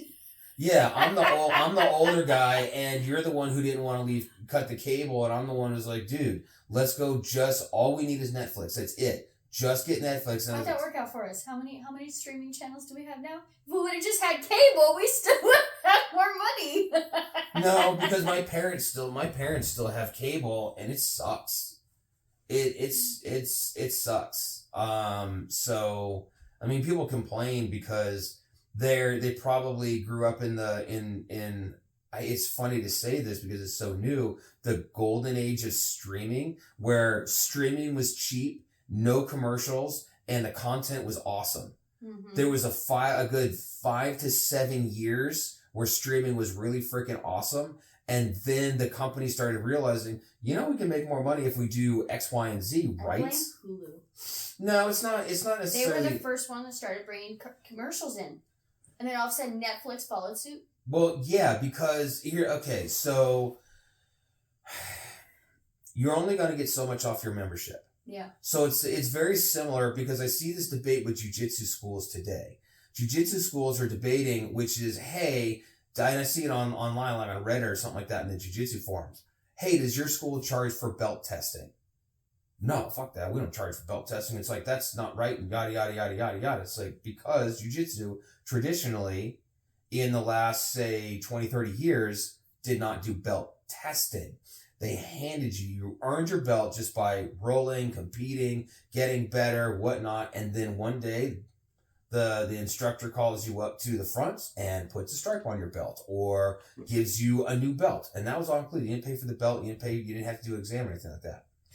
They started looking at the karate schools and be like, the Taekwondo place down the street, that bastard only has 100 students, but yet he makes $250,000 a year. I have 250 students and I only, my entire gross is $100,000 a year. Something's not adding up here. So they started looking at other business models, and you're going to see jiu-jitsu follow suit. Well, streaming's the same. So with jiu-jitsu, my whole point was you can only make so much off of student tuition. And then on top of that, the gi manufacturers make it so difficult because for us, we had a kung fu studio. So that was one of our gyms. And the difference is the karate uniforms and the Chinese uniforms are cheaper than, say, the gi uniforms. So like judo and jiu-jitsu, their gis are expensive, $200, $300, and possibly sometimes more.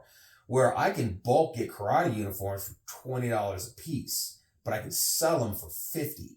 And then we get into, heavier weight gis and stuff like that. But anyways, so they're making more money off of that. And then you sell specialty classes, and then you have weapons classes, and then you have testing fees, and you have all this other stuff. So you don't just have the student tuition. Jiu-jitsu just has the student tuition, and they don't know how to make other money.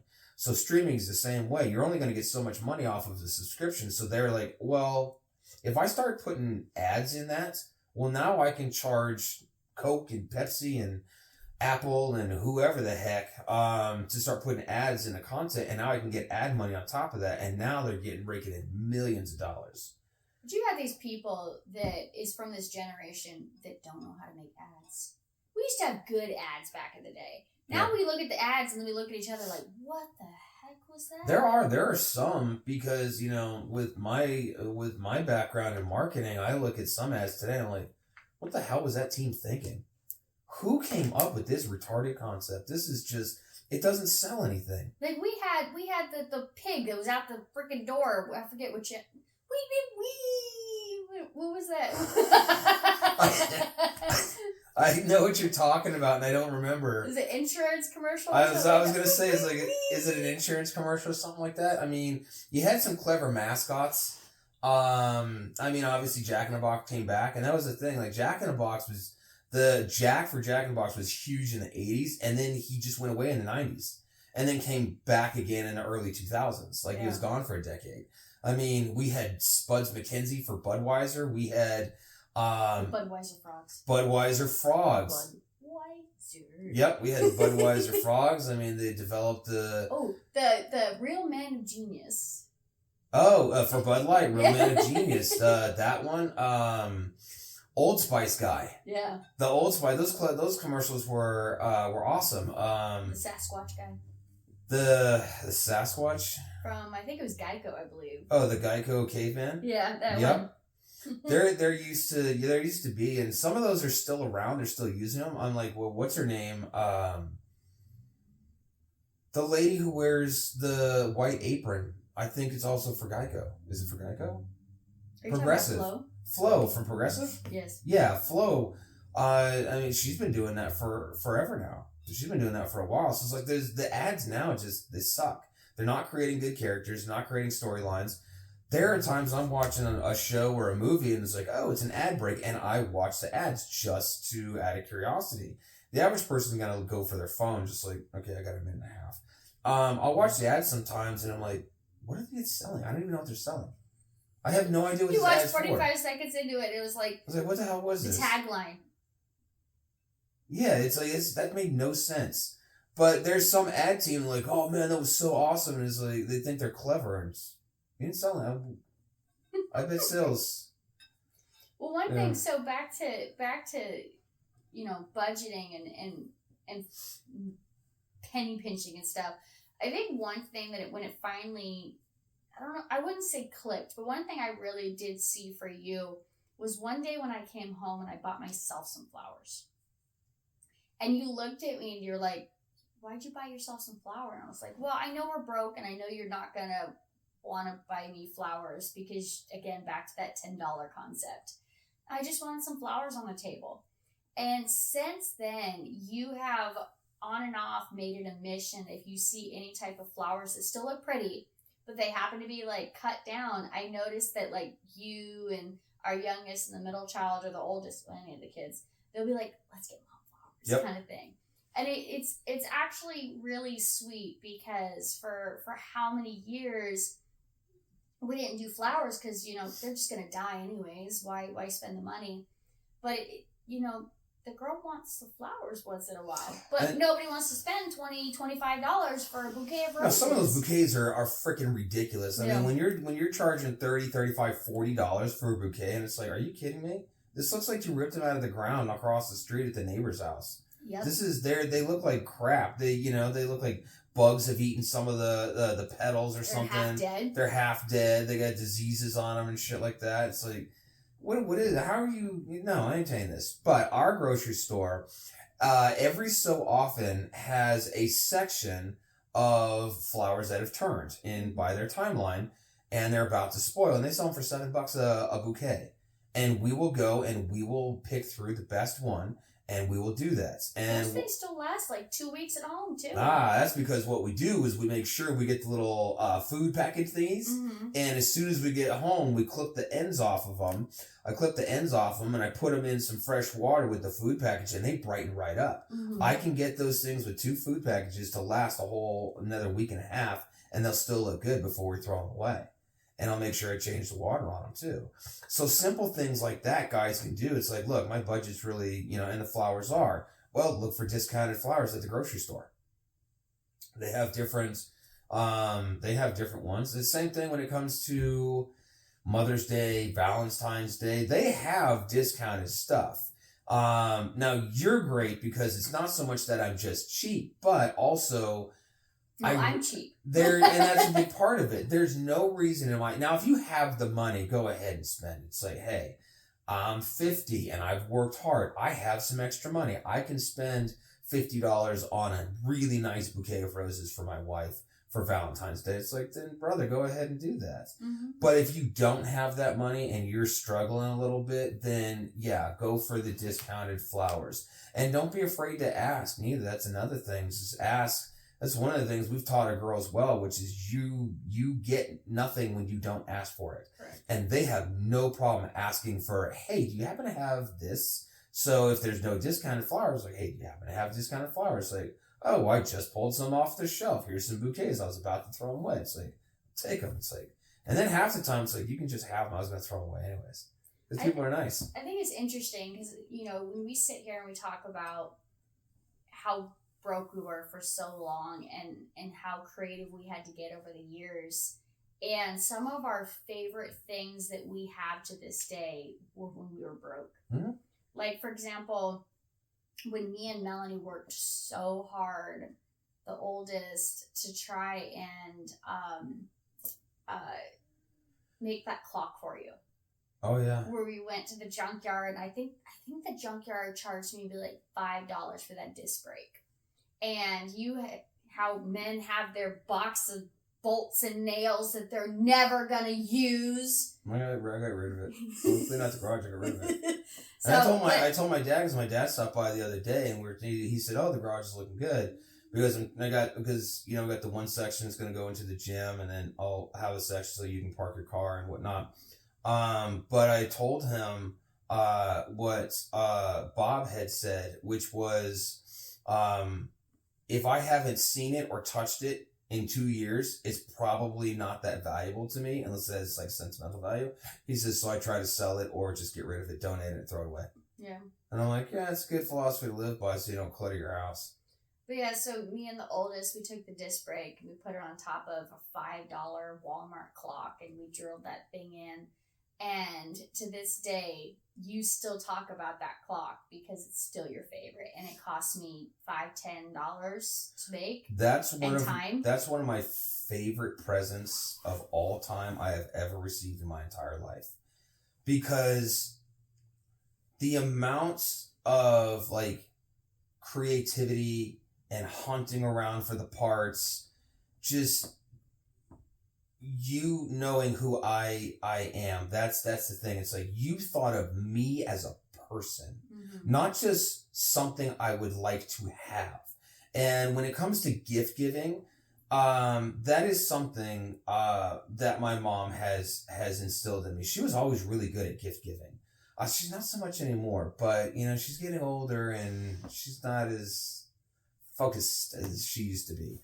But she used to be really good at, I know this person very, very well, and they happen to see something or get an idea, and it's like, I think they would like this.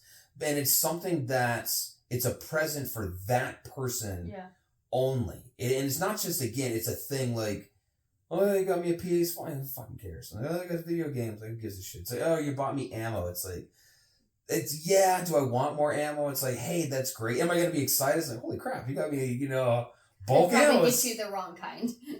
Reorder, last whatever he ordered. That's the easiest thing. It's all going to be, for pistol, it's all going to be 9mm. That's the stand. I don't care about any of the other calibers anymore. But I think probably one of my most favorite gifts that you've given me was probably my Mother's Day gift. Well, 2. I can't remember what year it was, but for my birthday, I came home and you and the girls had gone to Walmart and spent $1 on streamers and balloons. And I think we only had like $5. Yeah, you had covered the entire kitchen with streamers coming down and balloons all over the floor. And I still remember it. The girls were sitting there in the front room when I walked in the door, and they were all like, surprise! And they were all excited and dancing, and they were just so excited to see me. And then also was to Mother's Day ago when you just took and did a photo shoot with me and the kids. Yeah. That was probably one of my top Mother's Day. Was like no gifts involved. None of it was involved, but it was just feeling like I was loved. Yeah. That's something that takes that thought, and that's something that couples aren't doing. Yeah. I'll be honest, I see women doing it more for wives doing it more for their husbands than husbands doing it for their wives. Husbands are using the bullshit excuse. So it's like, well, I don't know what to get you. And it's like, just tell me what you want and I'll buy it. It's like, motherfucker, she can just buy it herself. Just give her the card. That's stupid. She wants you, and it's something. I probably sound like a freaking woman right now in saying this, because I've been trained. And it's not like I've been trained so well, like by you or anything. It's like, it's, I pay attention.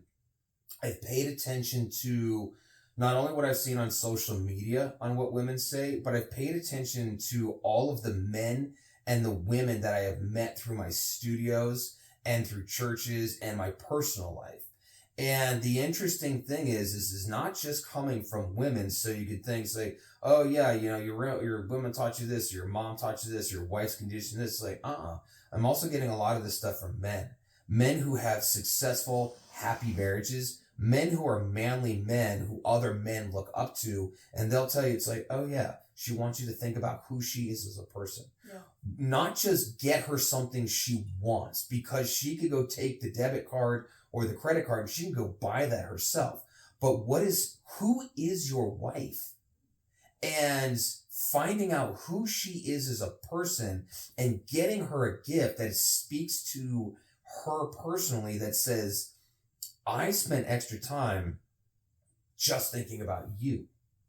And here's something that works for just you.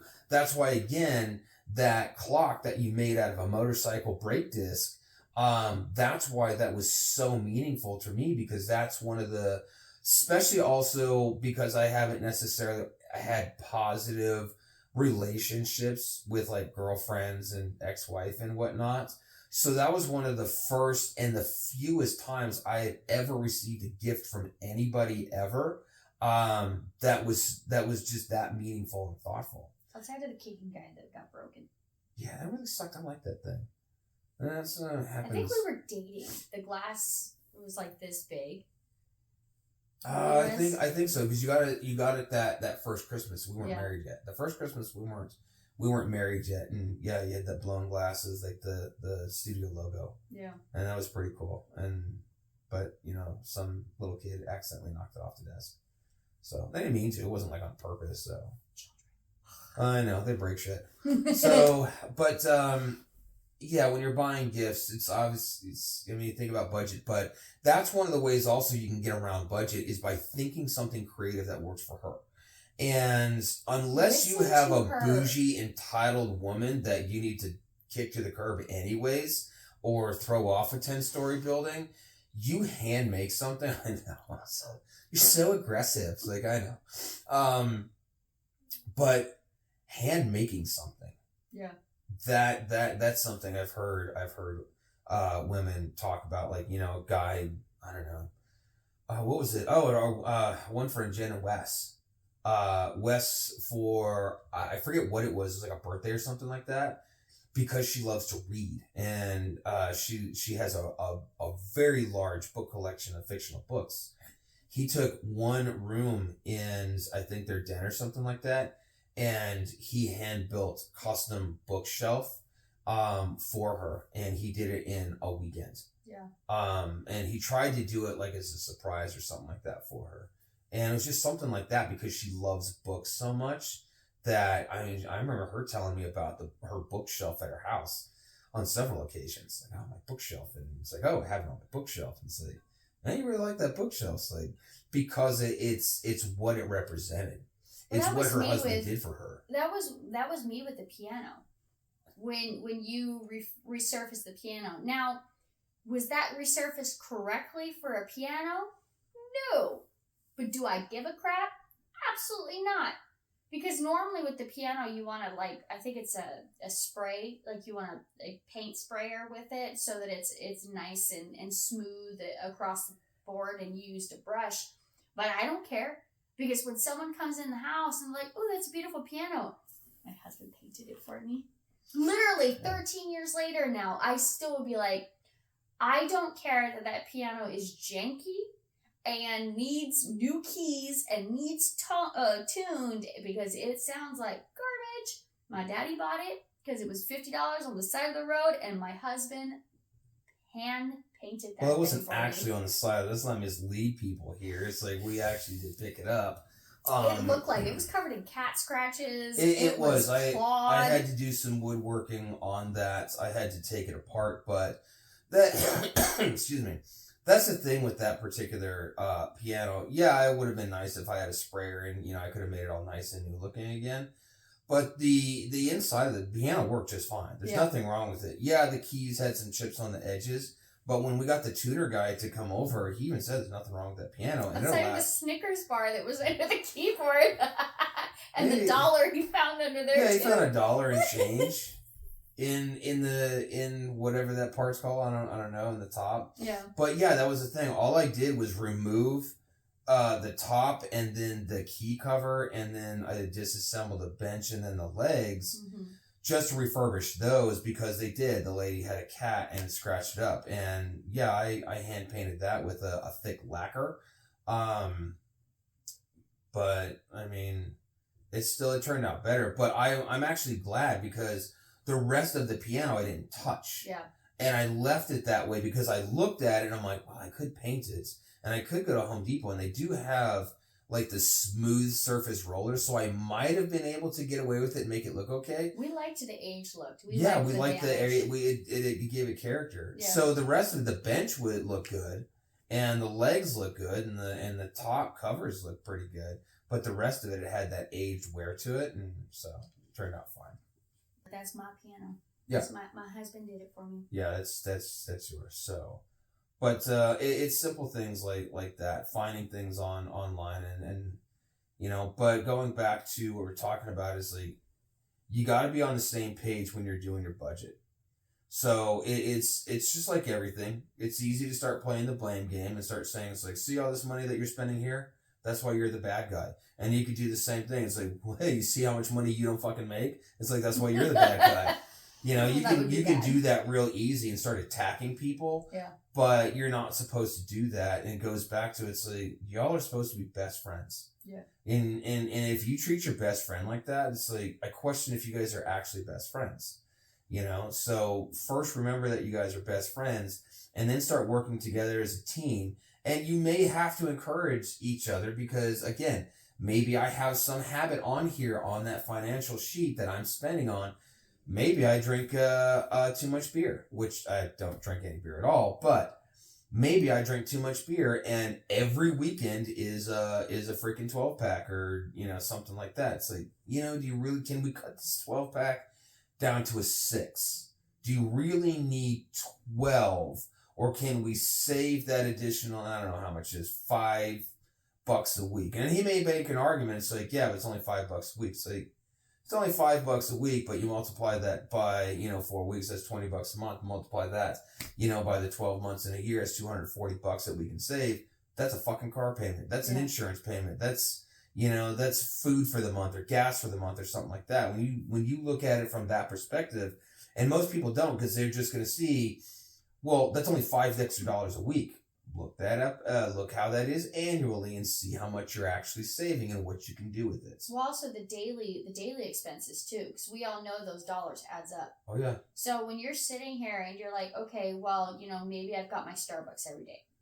Maybe instead of the Starbucks every day, we go to the Circle K, or instead of a large Starbucks, let's get a small Starbucks. That's $2 every single day. That's $14 a week. Man, I'll tell you. It starts adding up.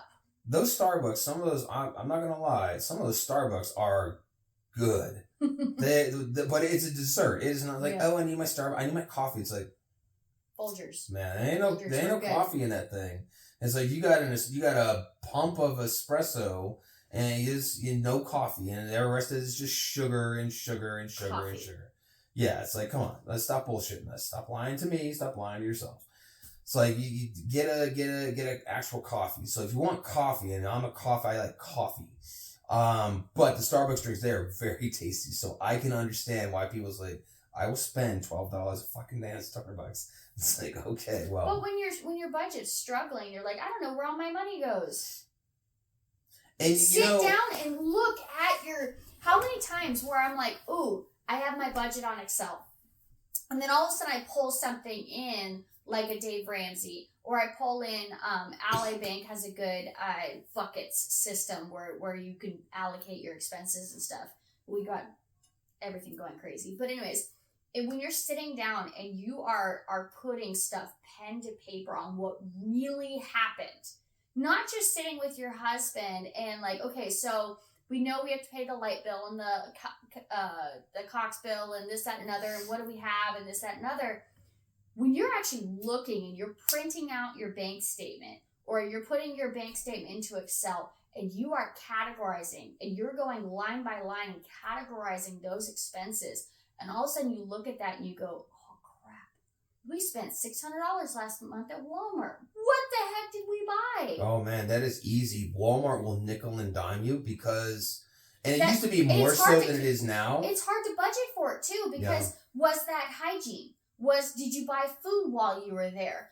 Did you buy clothes while you were there? Well, you know, for us at least, we don't budget as much for clothes because, you know, you spend, you know, $100 every 5 years. Oh, yeah. Maybe less. Me too. You're like, hey, Trissa, you have holes in your robe. Yeah. You should buy a new robe. It's still fine. It covers me. Well, as far as the Walmart thing, one of the ways to get around, or not to get around, but one of the ways to be successful with your budget is Walmart is make a list and shop on that list. And if it ain't on the list, now there's gonna be some exceptions, which is, oh crap, I forgot we were out of this and I didn't get added to the list. Like, okay, well that's fine. You know, you give yourself a little wiggle room down at the bottom of your list, but you make a list before you go to the store. Yeah. The other thing is one of the reasons I shop at the store that I have, because I shop at Fry's, other places like Kroger's or something like that, is because we do the digital coupons. And then they send us physical coupons in the mail, and every so often it's like, hey, here's a free frozen pizza or something like that. And you'll save money on that way. Plus they have their own gas stations. So you rack up the points that way, and then you save money at the gas stations. Yeah. Now, if you stick to when you just go shopping, like you guys went shopping today, and then I came home and you came home, and I'm looking at all this stuff, and I'm like, what is half of this crap? Because it looks like crap.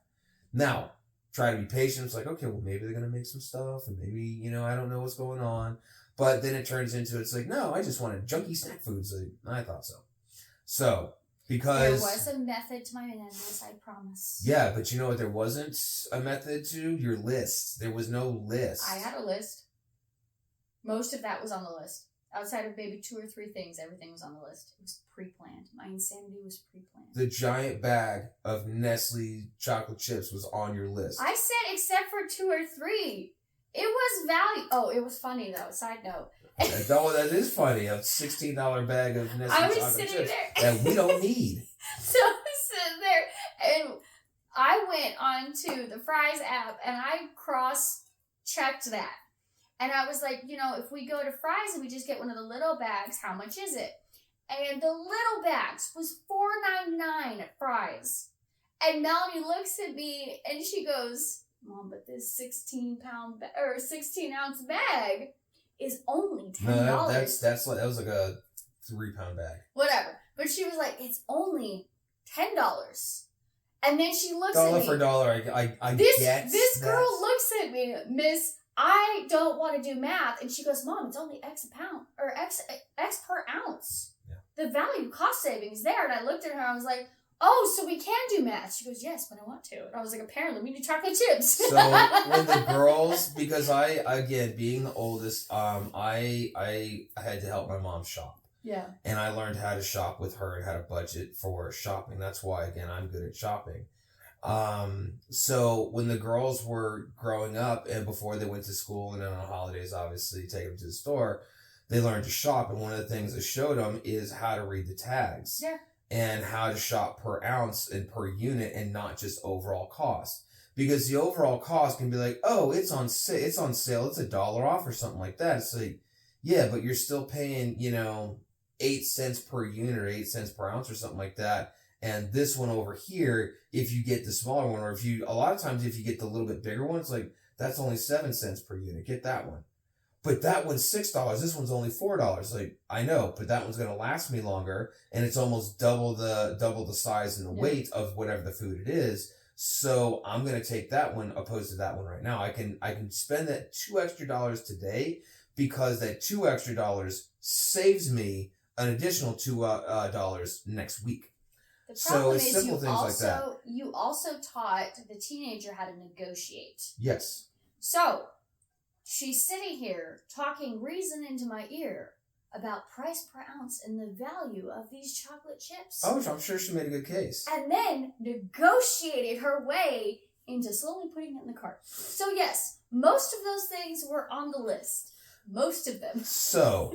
But I had the 4-year or the 5-year-old and the teenager. I was. So what lost. I do sometimes is I actually play along with when they're trying to negotiate with me and sell me on the idea, and I will keep going with it just because I want them to develop those skills. Then you say no anyways. That's and not then very I say fair. no anyways. It's not very fair. Yeah, no, it is, because they still got something out of it. There's still value in it. And I'm not saying no to say no, which is, it's not just, okay, you sold me on the price. You are absolutely correct. This is a way better deal than that. Now, why do I need 3 pounds of chocolate chips? Why not? That's not a reason.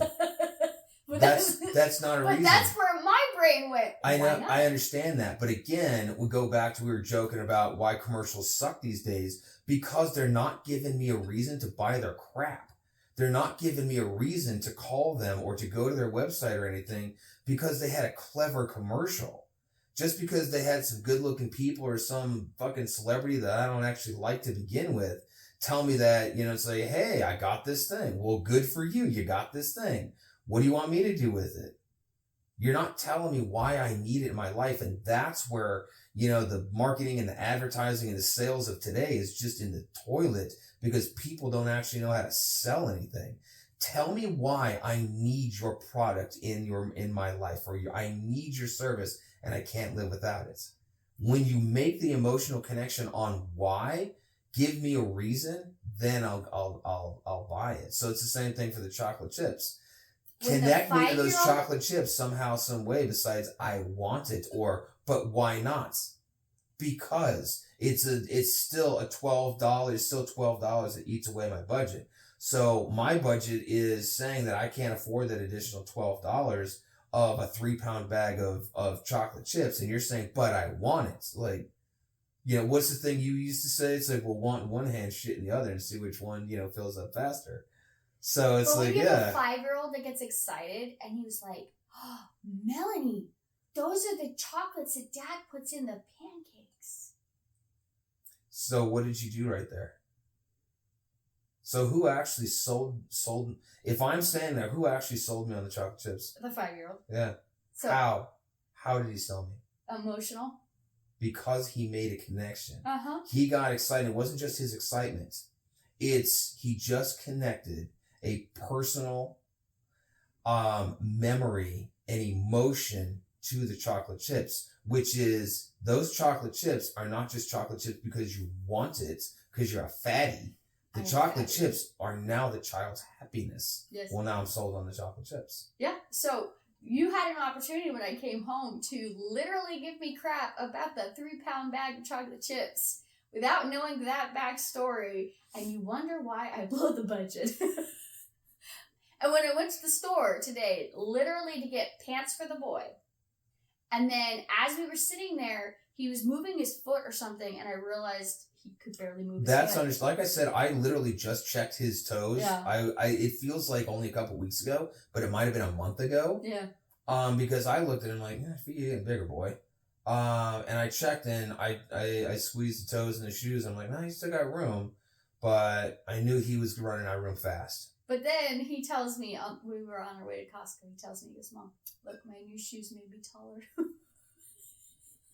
It's supposed to be faster, too. Oh my gosh, how many joke videos I've seen of like a 40-year-old guy, like they're sitting on like a park bench and they're acting like somber. And like, no, I bought new shoes and nobody asked me if they made me faster or something like that. It's like, nobody asked me how fast they made me. So it's how many times he would put on his shoes and he always runs like this? Oh my gosh. And he'd run down the hallway, look at my fast shoes. Man, I wish we could act like that as adults, but there's so many douchebags I do in the story, just not with you. So many douchebags are like, no, we gotta be cool and you're a dork and yada yada yada. It's like, how much as a child, I used to just hide who I really was because everybody else, it's like, because I was a pretty decent athlete. Like even though it's like a C level, it's like I grew up a little bit bigger. I'm not big now, but I grew up faster than everybody. I went through my growth spurt first. Mm-hmm. And then they caught up in high school, and then they just got better than me. But in elementary school and junior high, I was probably one of the top athletes in the school.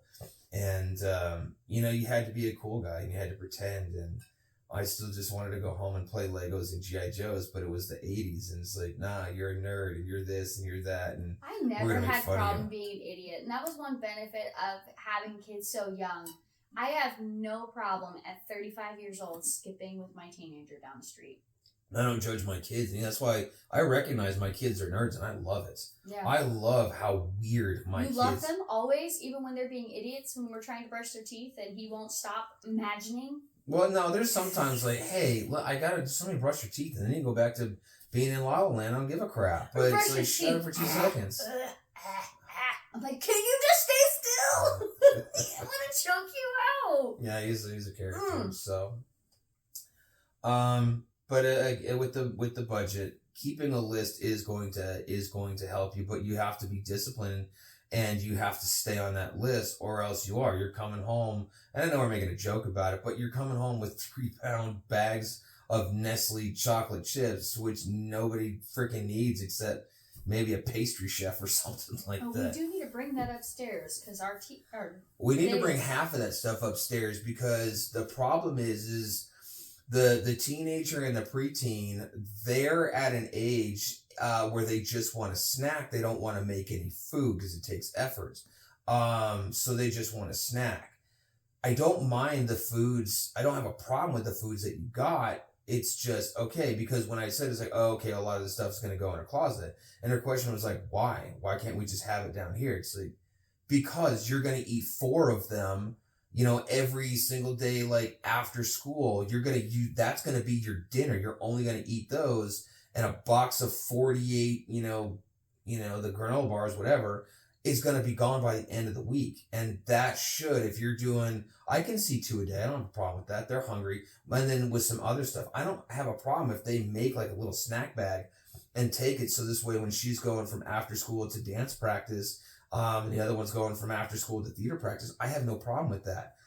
But you're not going to sit there and you're not going to eat all of it. Like, you got some tubs of Nutella. It's like, okay, make a Nutella sandwich. Don't give a crap.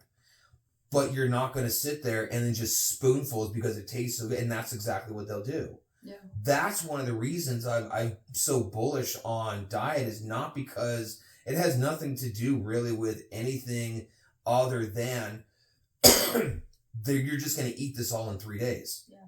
It's like, there is enough there for you to indulge and enjoy it for the next 2 weeks. And you'll have it gone by next Saturday. Excuse me. You'll have it gone by next Saturday. And it's like, you just ate $100 in just snack foods. Not even like dinner, breakfast, lunch. Just snack foods in 1 week. That's ridiculous. Because they have no damn self-control. That's what I get frustrated with. Yeah.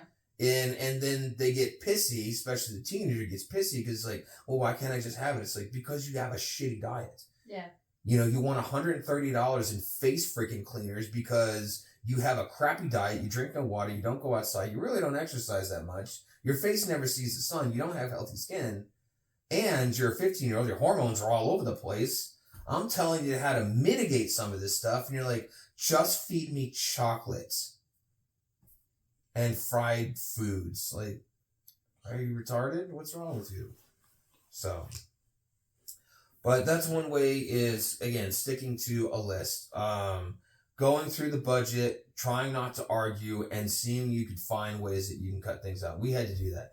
Going back to the cable story, I wanted to get rid of cable because if I recall, we were paying like, I don't know, $25, $50 a month in internets or something. And then we're paying another $50 a month, like in cable television. And it was just, at the time, it was just me and when she was just a little girl, when she was only like 3 or 4 years old. Like the middle child hadn't even shown up yet. And even when she was a baby, it's like, look, it's just me and the 4-year-old. We don't need 40 cable channels. And we had the Netflix, and at the time, Netflix was only $8. Like, get rid of cable. That saves you, $50 a month, and we just keep our Netflix, which is $8. And at the time, Netflix was great. That's all we needed. But you're like, no, but then we don't have this, and then we don't have this. Like, I don't care about any of that. I care about the damn $50 a month. That's what, 50, 100, that's, what, $600 a year? $600 a year. at the time, that was a house payment. Our mortgage was so low. That was a mortgage payment. Mm-hmm. Like, you can get ahead on one mortgage payment, or you can have cable television. So and I'm not crapping on you right now for it, but that's what people don't look at when they don't see budget. So it goes back to the guy who is like, hey, can you knock your 12-pack down to a 6-pack on a weekend? It's only $5. I've earned it. I worked hard. It's like, slow your roll, tough guy. It's like, you can sacrifice $5 and your fat ass don't need the beer anyways. Okay? You're probably not even nice to your wife because you drink so fucking much anyway. I'm just going off on a tangent. But the thing of it is like I said, it's like, yeah, but that $5 annually turns into $240. What could you do with an extra at the end of the year? What could you do with $240? When I was working years ago, when I was working and I worked in auto collections for a bank, and started in February all the way through April, how many people who were behind on their loans would call in with their tax money, and they were catching up 2, 3, sometimes 4 payments. I'm like, dude, Repo's like, you got lucky. How Repo didn't get you, because they are hunting for you right now. It's like, yeah, we've been hiding our car. It's like, yeah, you got a Repo call in your car right now. So good thing you made the payment, because, they're going to find you in the next week. They'll get you. But they would call in and catch up the 3 payments.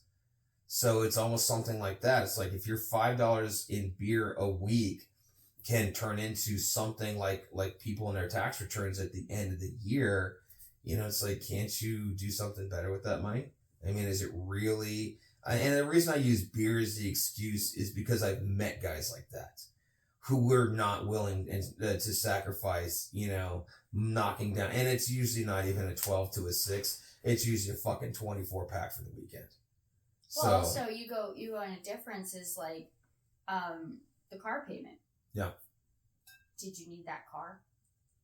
Or is there are you guys tight on the budget, but that car is, a little bit more than what you needed? Like, you and I, one thing that we've always done is we hold our cars as long as we can. And because we've been down that road where, hey, something small broke on the car and we went and traded it in just because we were done with the car. And now we still look back and like, we probably could have held that car on a little bit longer. The one car that we did, because I was having the brake problems with it, it's like, I probably still would have that car. Do I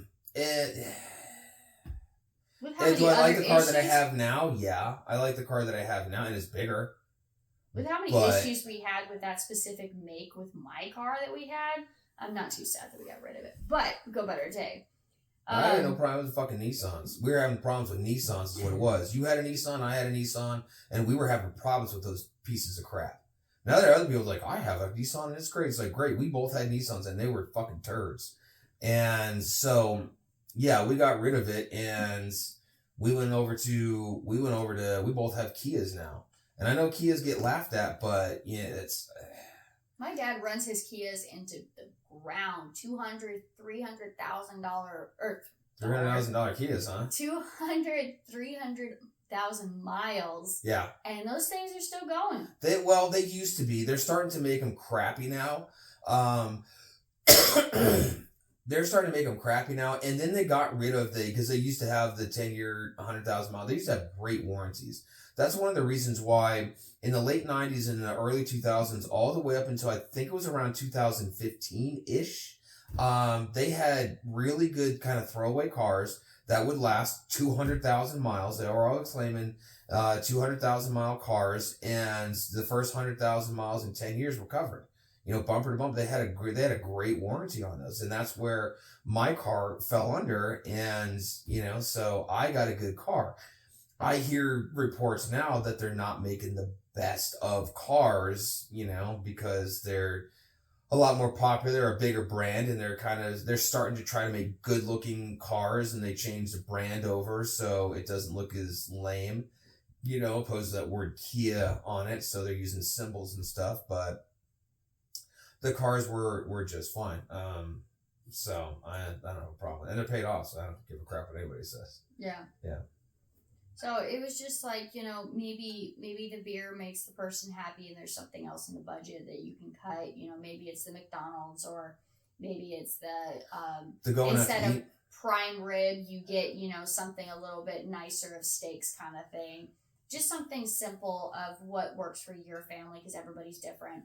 Well, when you're broke, like new married broke, and that's kind of the couple that I'm keeping in my mind mentally. If you're 35, 45 and you're still broke, if you've gone through some hardship, like, oh, I got sick, or my wife got sick, lost a job, this accident happened, it's something tragic happened. That's not the same as the young couple, the 45-year-old couple that's fighting their finances because they've been together 20 years and some unfortunate tragedy happened to them to put them in a real financial bind. That's not the same couple. They're already doing what we're doing. They're already, figuring out different recipes, and they're already doing stuff. I'm honestly kind of more speaking to the younger couples, the 20 to 30-year-olds, who probably haven't gone through much shit in their life just yet, and they don't know how to be broke, and they don't know how to be poor. We say that we were broke, but the reality is we were just freaking poor. We weren't just broke. We were poor, but we worked each day to get out of that. I see these, part of the problem, a problem, is you see these rich people online, these so-called motivational speakers. You see the Grant Cardone guys. You see what was the other guy? What the hell? The guy with the glasses. Asian guy, glasses. He did a lot of motivational stuff. I forget his name. And then you got the bald guy who you can tell he's on steroids and TRT, and he looks like he's wearing clothes too small, but he's 50 years old, and he's made stupid comments like, if you don't have a 6-pack of abs, you ain't working for me. It's like, I guess so. But they're always talking about money. And when it comes to like budget, these are people, in my opinion, who have never been broke. You listen to their stories and they try to tell you how they were broke before, but it wasn't they were broke. So Grant Cardone, I don't like him at all. Because while he was broke once, the reason he was broke is because he was a fucking junkie. And I know that sounds really judgmental, and I don't care if it sounds that way. It's like, you were broke because you were a junkie and you were a crappy person. And the thing of it is you decided to just get off of the junk, but you're still a crappy person. He did an interview, I think it was a couple of years ago around COVID-ish times, with Dana White on his podcast, and they were talking about COVID. And Grant Cardone was saying, it's like, oh yeah, I laid off like 400 people when COVID happened because of this, this, and this. And Dana White's like, I didn't lay off a single person. Matter of fact, I put out a memo saying that no one was getting let go, and we even still gave our bonuses and pay raises the following year, even though we had lost money. And he sits there and Grant's like, I guess I'm kind of a piece of crap. It's like, you are a piece of crap. Guys like that don't know what real poverty actually is and being broke is. And I don't like those guys as motivational speakers. And I'm using Grant as an example because he's one of those people that are saying, it's like, your Starbucks is not making you broke. Your this is not making you broke. But you and I know, because he's just some real estate douchebag who's not actually an accountant. He doesn't handle his own money in his own books. He has all of his people work for him, and if he doesn't make money on profit off of them, he gets rid of them real fast. His entire business model is set up making people believe that they're going to get rich, and they're not. It's also he can get richer. That's why he's a fucking billionaire. He didn't become a billionaire because he's a good guy.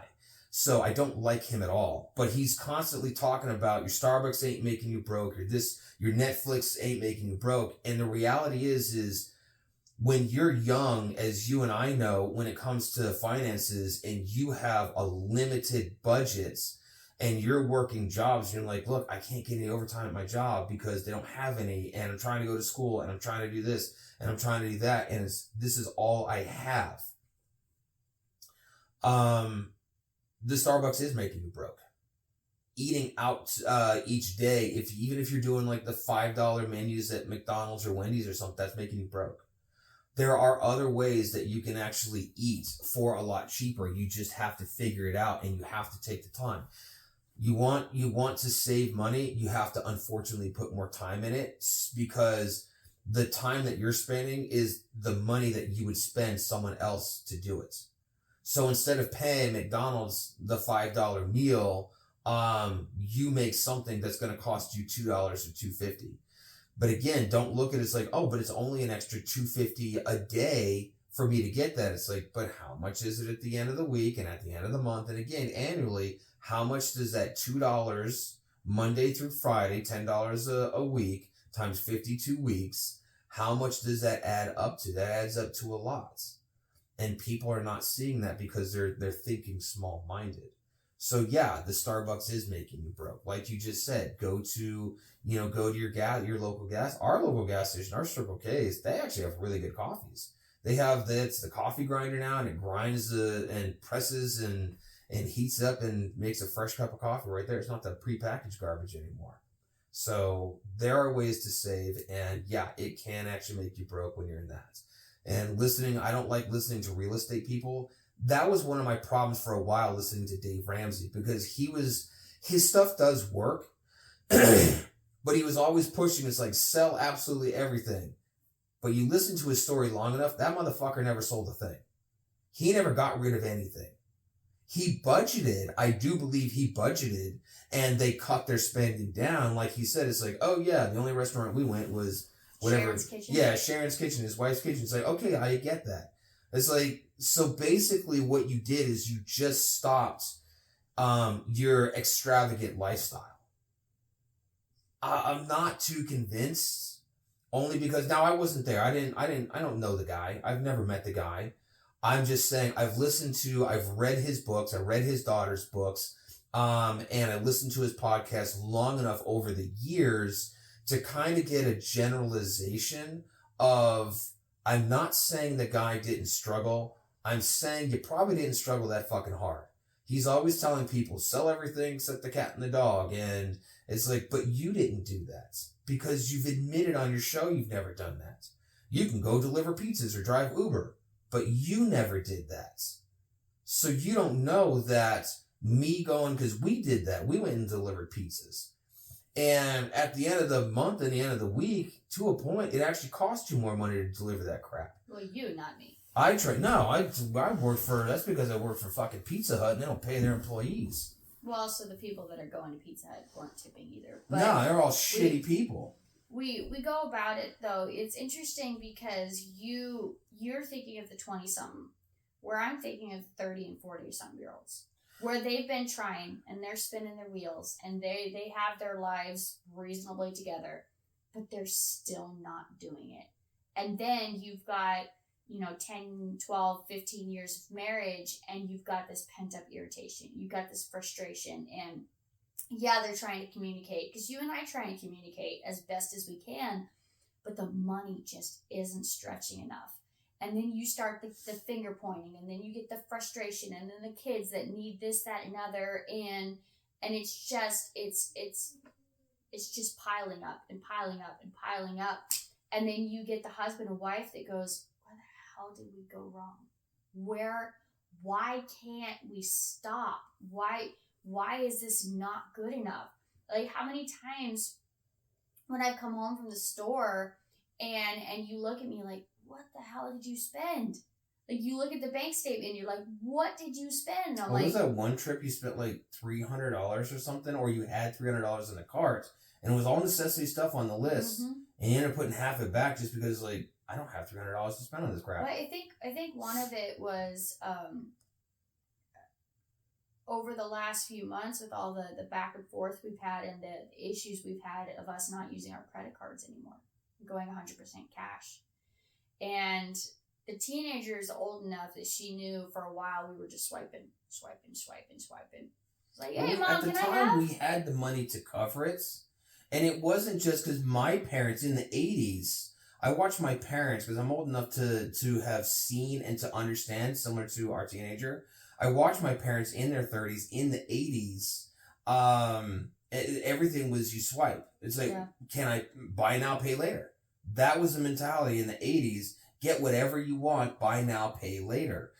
as long as you could afford the payments comfortably, not like stress over the payments, as long as you could afford the payments comfortably, buy it. Well, the problem was we got to the point where the payments weren't comfortable anymore. But we were in such a habit because there was things that we needed. And we were so used to swiping. And then it got to the point where I still remember the look on my daughter's face where she looked at it, and I think it was like $374 or something like that at Walmart. And literally it was shampoos, conditioners, body wash.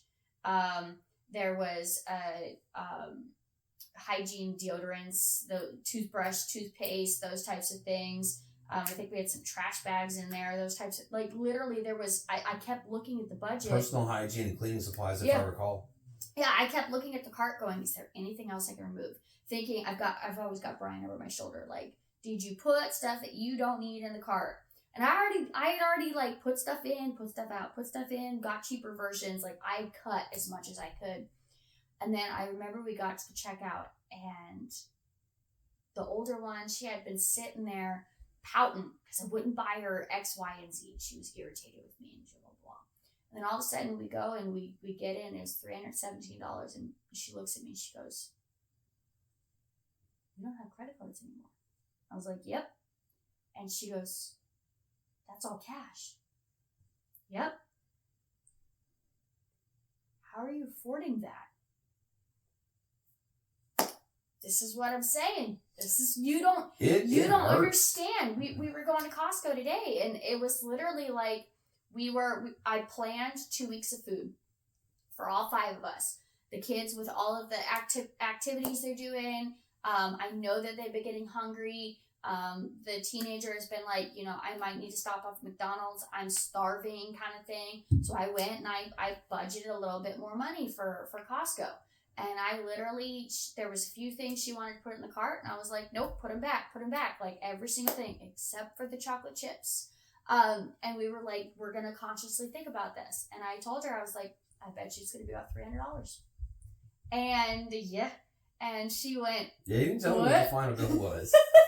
I just saw the junk food. I just saw the junk food, and I'm like, so, because remember when we first got together, when we were on, when you were on food stamps, because when we got together, you were on it because you were a single mom at the time, and you're like, oh, I get X amount of dollars in food stamps. I'm like, I think it was like $400 or something I got.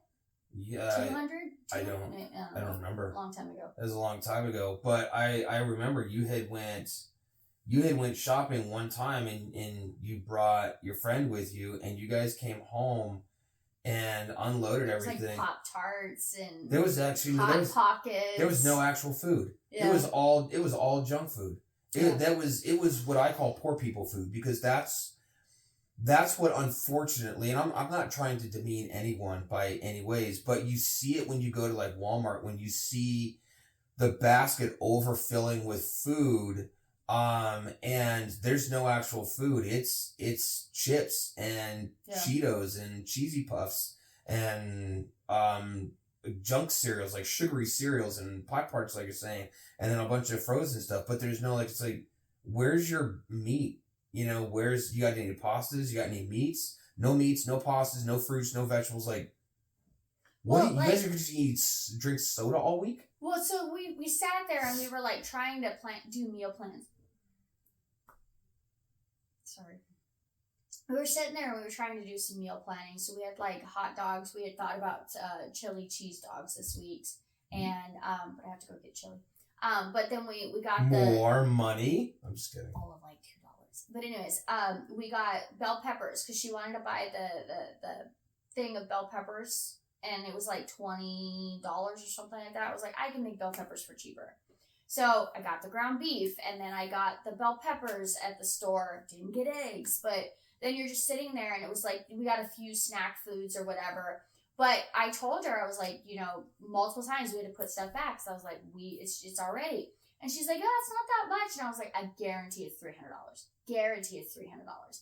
And she saw it pop up at $300, and she looked at me, and she was like, Because she doesn't understand when you have a household of 5, you can blink your eyes and in 2 seconds that costs are just going up, no matter how much you're penny pinching. It's really interesting because it's not so much that I tried to teach the girls the same way that my mom taught me to shop. Yeah. But the lessons stuck with me, and I knew how to budget when it comes to grocery shopping. And it's just something I've always been good at. So when I got married to my first wife, we were broke too. We were in our early 20s, and we were broke. And I was working 2 jobs at the time, and she was going to school full time. And then we had a baby, and I had to budget for all that type of stuff. And I was trying to just have her focus. She focused on baby and school. That was her job, and I did all the working. I did the laundry, I did the grocery shopping, I handled the bills. So I had to stretch those dollars out back then too. And I don't know, I've just always been good at grocery shopping. And I've tried to instill the same lessons, and it's funny because the one person's it's not sticking with. In some respects, like you had said, she's smart enough to realize, like, okay, well, you bought the big bag is actually cost per unit cheaper and will save you in the long run, because if you were to buy 3 pounds worth of the little bag, it's actually going to cost you $25 opposed to $12 for this bigger one. So she remembers that stuff. But when it comes to overall spending food, it's just, I'm going to just get whatever I see that I want, and then I'll figure out how to pay for it later. It's like, you can't have that mentality, because when you grow up, guess who's not buying your food for you? Mom and dad. Yeah. You got to buy it your own. And she has some mentality that she's going to have some rich boyfriend or husband. It's like, hey, if you do, that's great. And if he's willing to pay for it, bonus you. Go off and have a lavish lifestyle. I want that for you. But more than likely, statistically speaking, you're going to end up with a regular guy, and you're going to try to spend all his money, and he's going to be mad at you. And then eventually he's going to kick you to the curb. Or you're going to have to get a job, and you're going to hate that too. So. Or on the flip side is the man that finds the woman that he absolutely loves, and he is now internally combusting on stress because he's not good enough to provide for what his woman wants. And meanwhile, she just, sees that the husband's just trying to treat her like a princess, doesn't understand the fact that he is combusting under the pressure because he doesn't want to verbalize it to her, because he doesn't want to seem like lesser of a man. Mm-hmm. Because men are taught or have this firm belief that they are only as valuable as what they provide, which is absolutely dog shit. Yeah, it is. I don't know. I mean, the interesting thing is I see men with that mentality more so than I see women projecting that mentality. I don't say that they project it. There are some women who do have that, but those are the entitled cunts that nobody fucking likes. They're the ones who it's like, get rid of her. She's a giant red flag walking. But real women, the regular, the average wife is, I don't see that. No, and it's not that a woman walks around and says, you don't provide enough for me, but the woman just thinks she's being spoiled.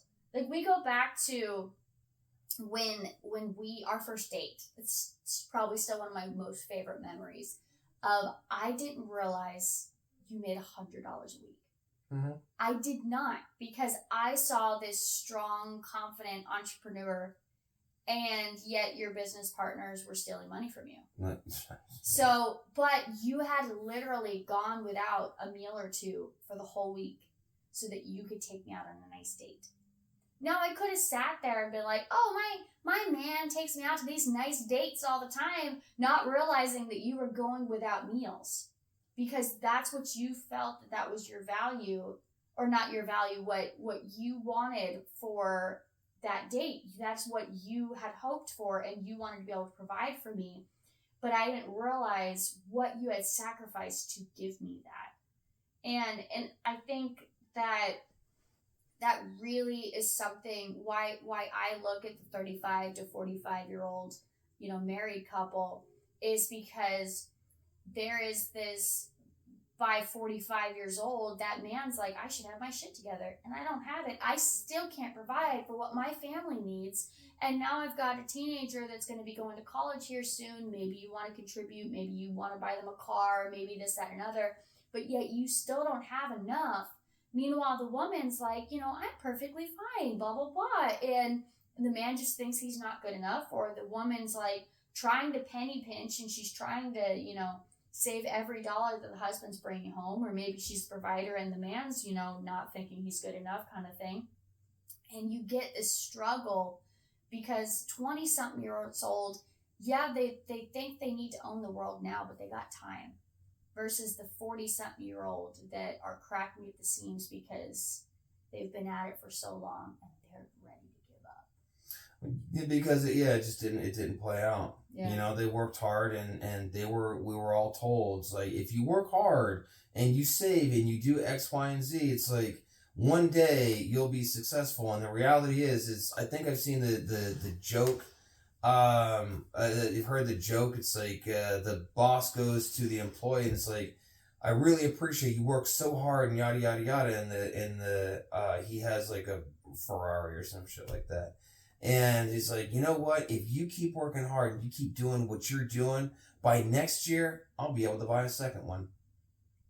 And it's supposed to be like a joke, but the reality is like, yeah, that's exactly how the world kind of works. The people at the bottom don't really get much, and the people at the top do. And there are so few people that make it to the top. Yeah. So, and that sucks. And most of us guys, I mean, I tried not to go the traditional route of, because I watched my dad just work a job. And, you know, he's not the brightest crayon in the box.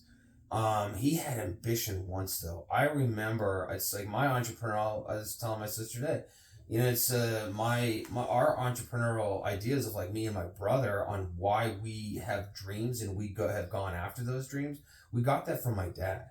Yeah. My dad wanted to own his own business, and he tried one day. He just didn't have the knowledge. He didn't have the information. He didn't have the resources as far as any mentorship. He didn't have any he didn't have financial understanding. There was so much he didn't understand on how to start his own business that he just never could. And he didn't have a spouse that necessarily supported him in doing it either, because it would have taken too much work, and she didn't want to do that.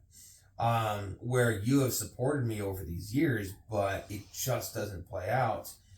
And I might be a little bit more of an extreme case than the average guy, but the average guy is still my age. It's like, yeah, I've worked hard. It's like, I got a little bit, but I'm not where I thought I was going to be.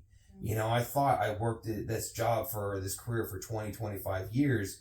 I would be moved along further. I'd have X amount of, you know, compensation packages to my name and you know, all these accolades, and I'd have a bigger house and more cars and things would be paid off. And it's like, I still feel like I'm grinding my gears like I did 20 years ago.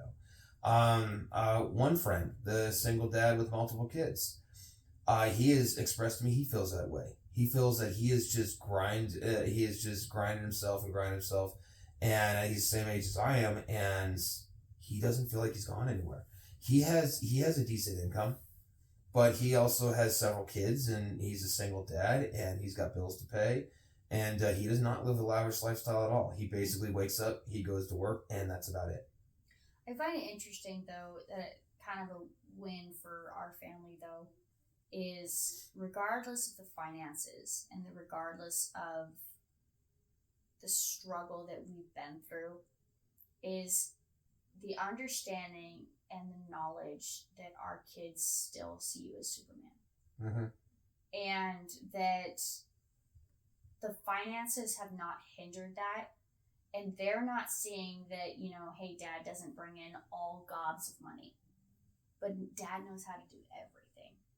And that's something that I had a hard time with for the longest time, mm-hmm. because I put a lot of my value into monetary gains. Yeah. And there's a lot of men that probably do that and feel that same way. And I stopped doing that recently within the last year, realizing that I am more than just money. I'm more than just a paycheck. Now, that doesn't mean it's like, oh, well, you know, just go off and do whatever you want. You don't have to worry about money. It's like, no, I still have to. But I am more than that. When I started when I started really seeing what you see, and when I really started seeing what my kids see, and the value that I bring to my kids. And obviously I have a particular set of skills, to where I am more of a protector for my kids. And I'm also a mentor. We had talked about not just parenting our children, but mentoring our children, so this way they'd be better people. but also we wanted to open up those communication lines as they grow up. And it really started with the teenager because we see so many other parents battling their teenagers with trying to figure them out and trying to get them to be a better person and not go down bad roads and not have bad habits and yada, yada, yada. And our teenager still does a lot of things that we don't necessarily approve of. And you hear adults like, yeah, I did the same shit, but we turned out just fine when we grew up. And it's like, she'll probably turn out just fine. But that's not to say that we shouldn't be concerned because it can go sideways real fast. Yeah. But we mentor our kids, and when we started mentoring them and we started speaking to them differently, they started opening up more to us and letting us into who they are. So it's not just parent versus kid type thing.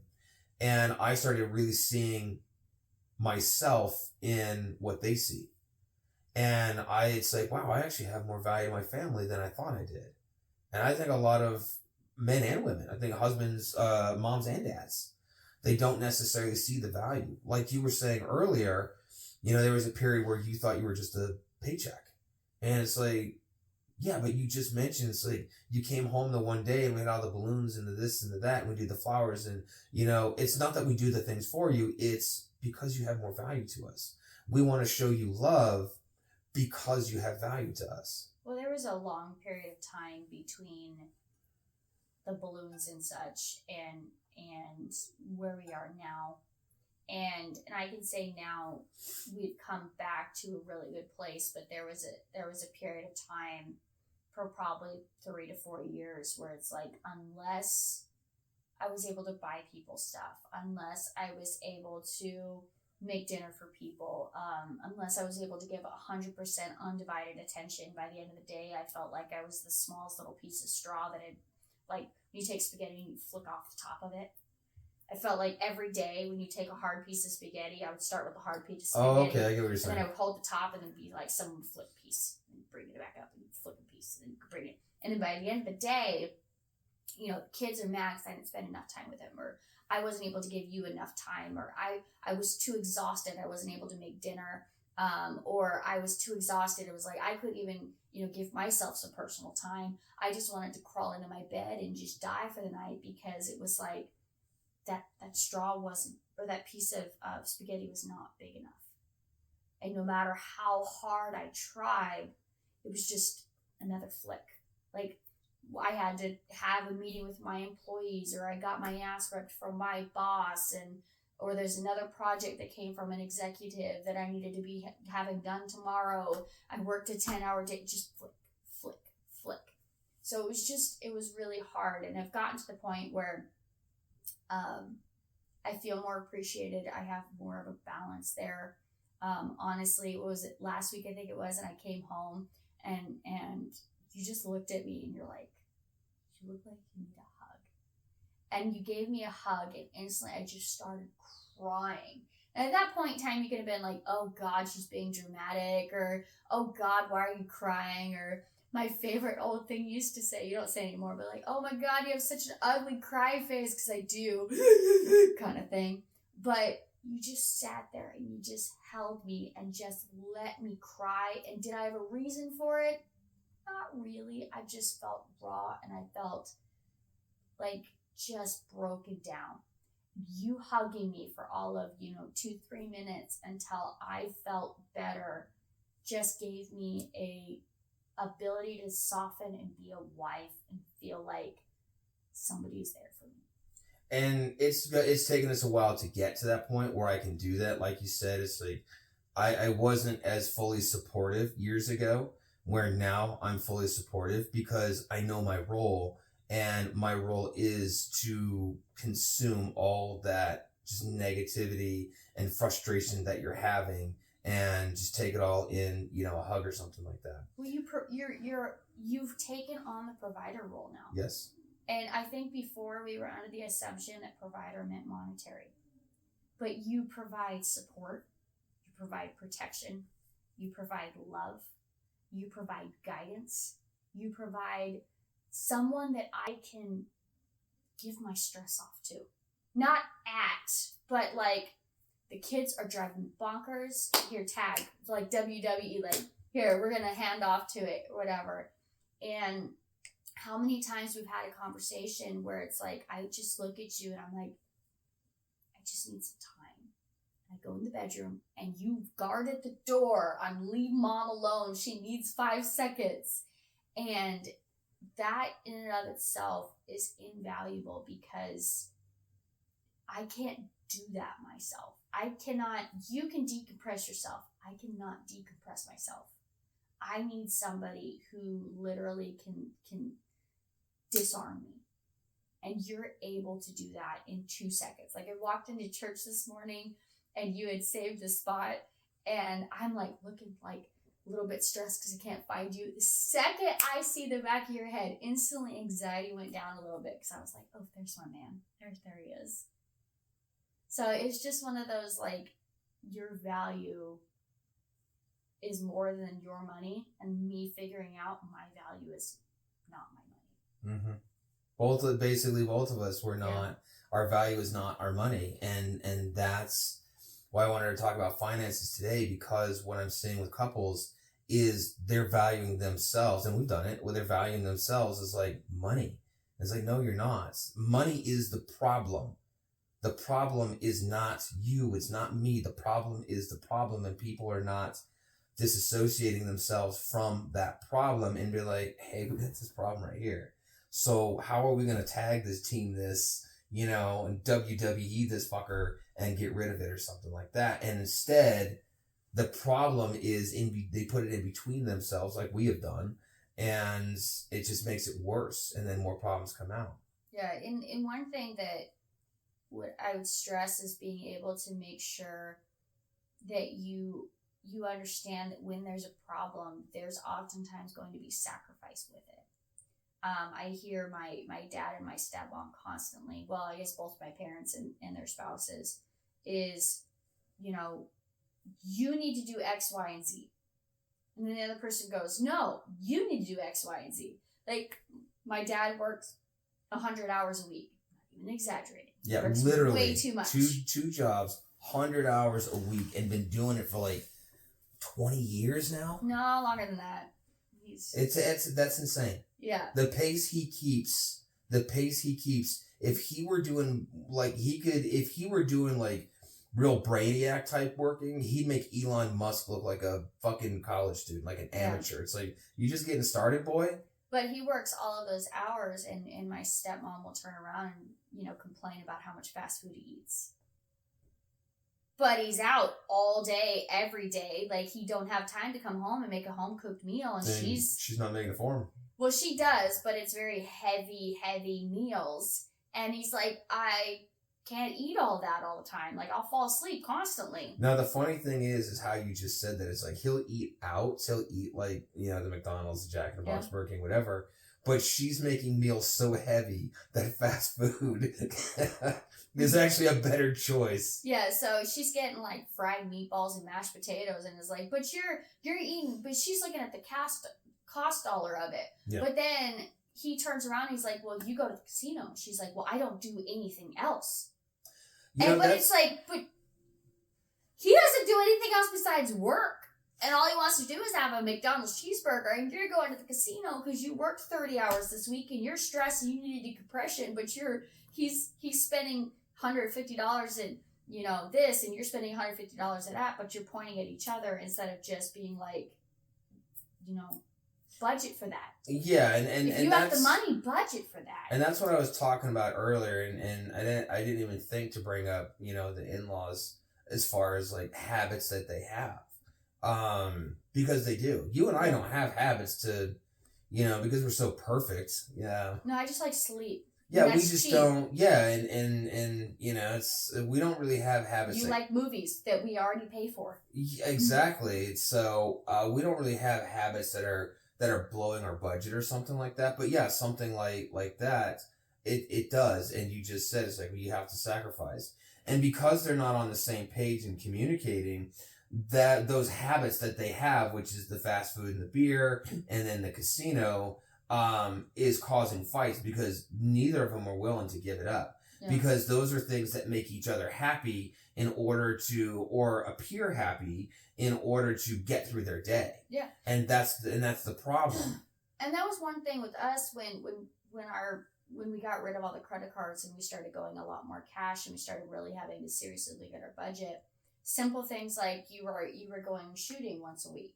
Mm-hmm. Well, we decided to spend the money on a dry fire set for you so you could still practice at home, because we couldn't afford going to the range quite often. And it's not even this. The interesting thing is because the range that I go to has a special on Tuesdays. So range time is actually really inexpensive. The ammo. The ammo is fucking expensive.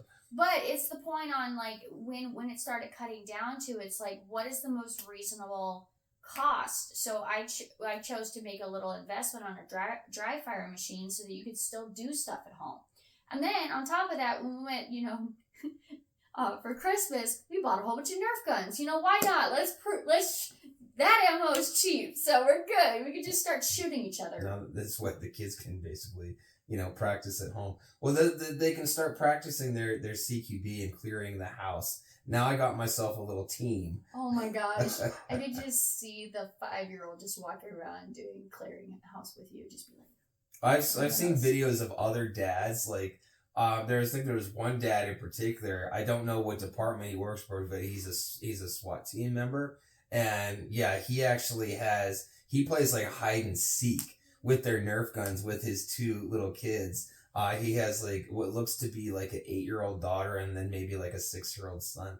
And they play hide and seek and clear the houses and playing cops and robbers and stuff with his kids. I would just say patience, understanding, grace, and if you know you're gonna splurge, budget for it. Yeah. So that's what I would really put on that one. I'd say. I think that's a good stopping point right there.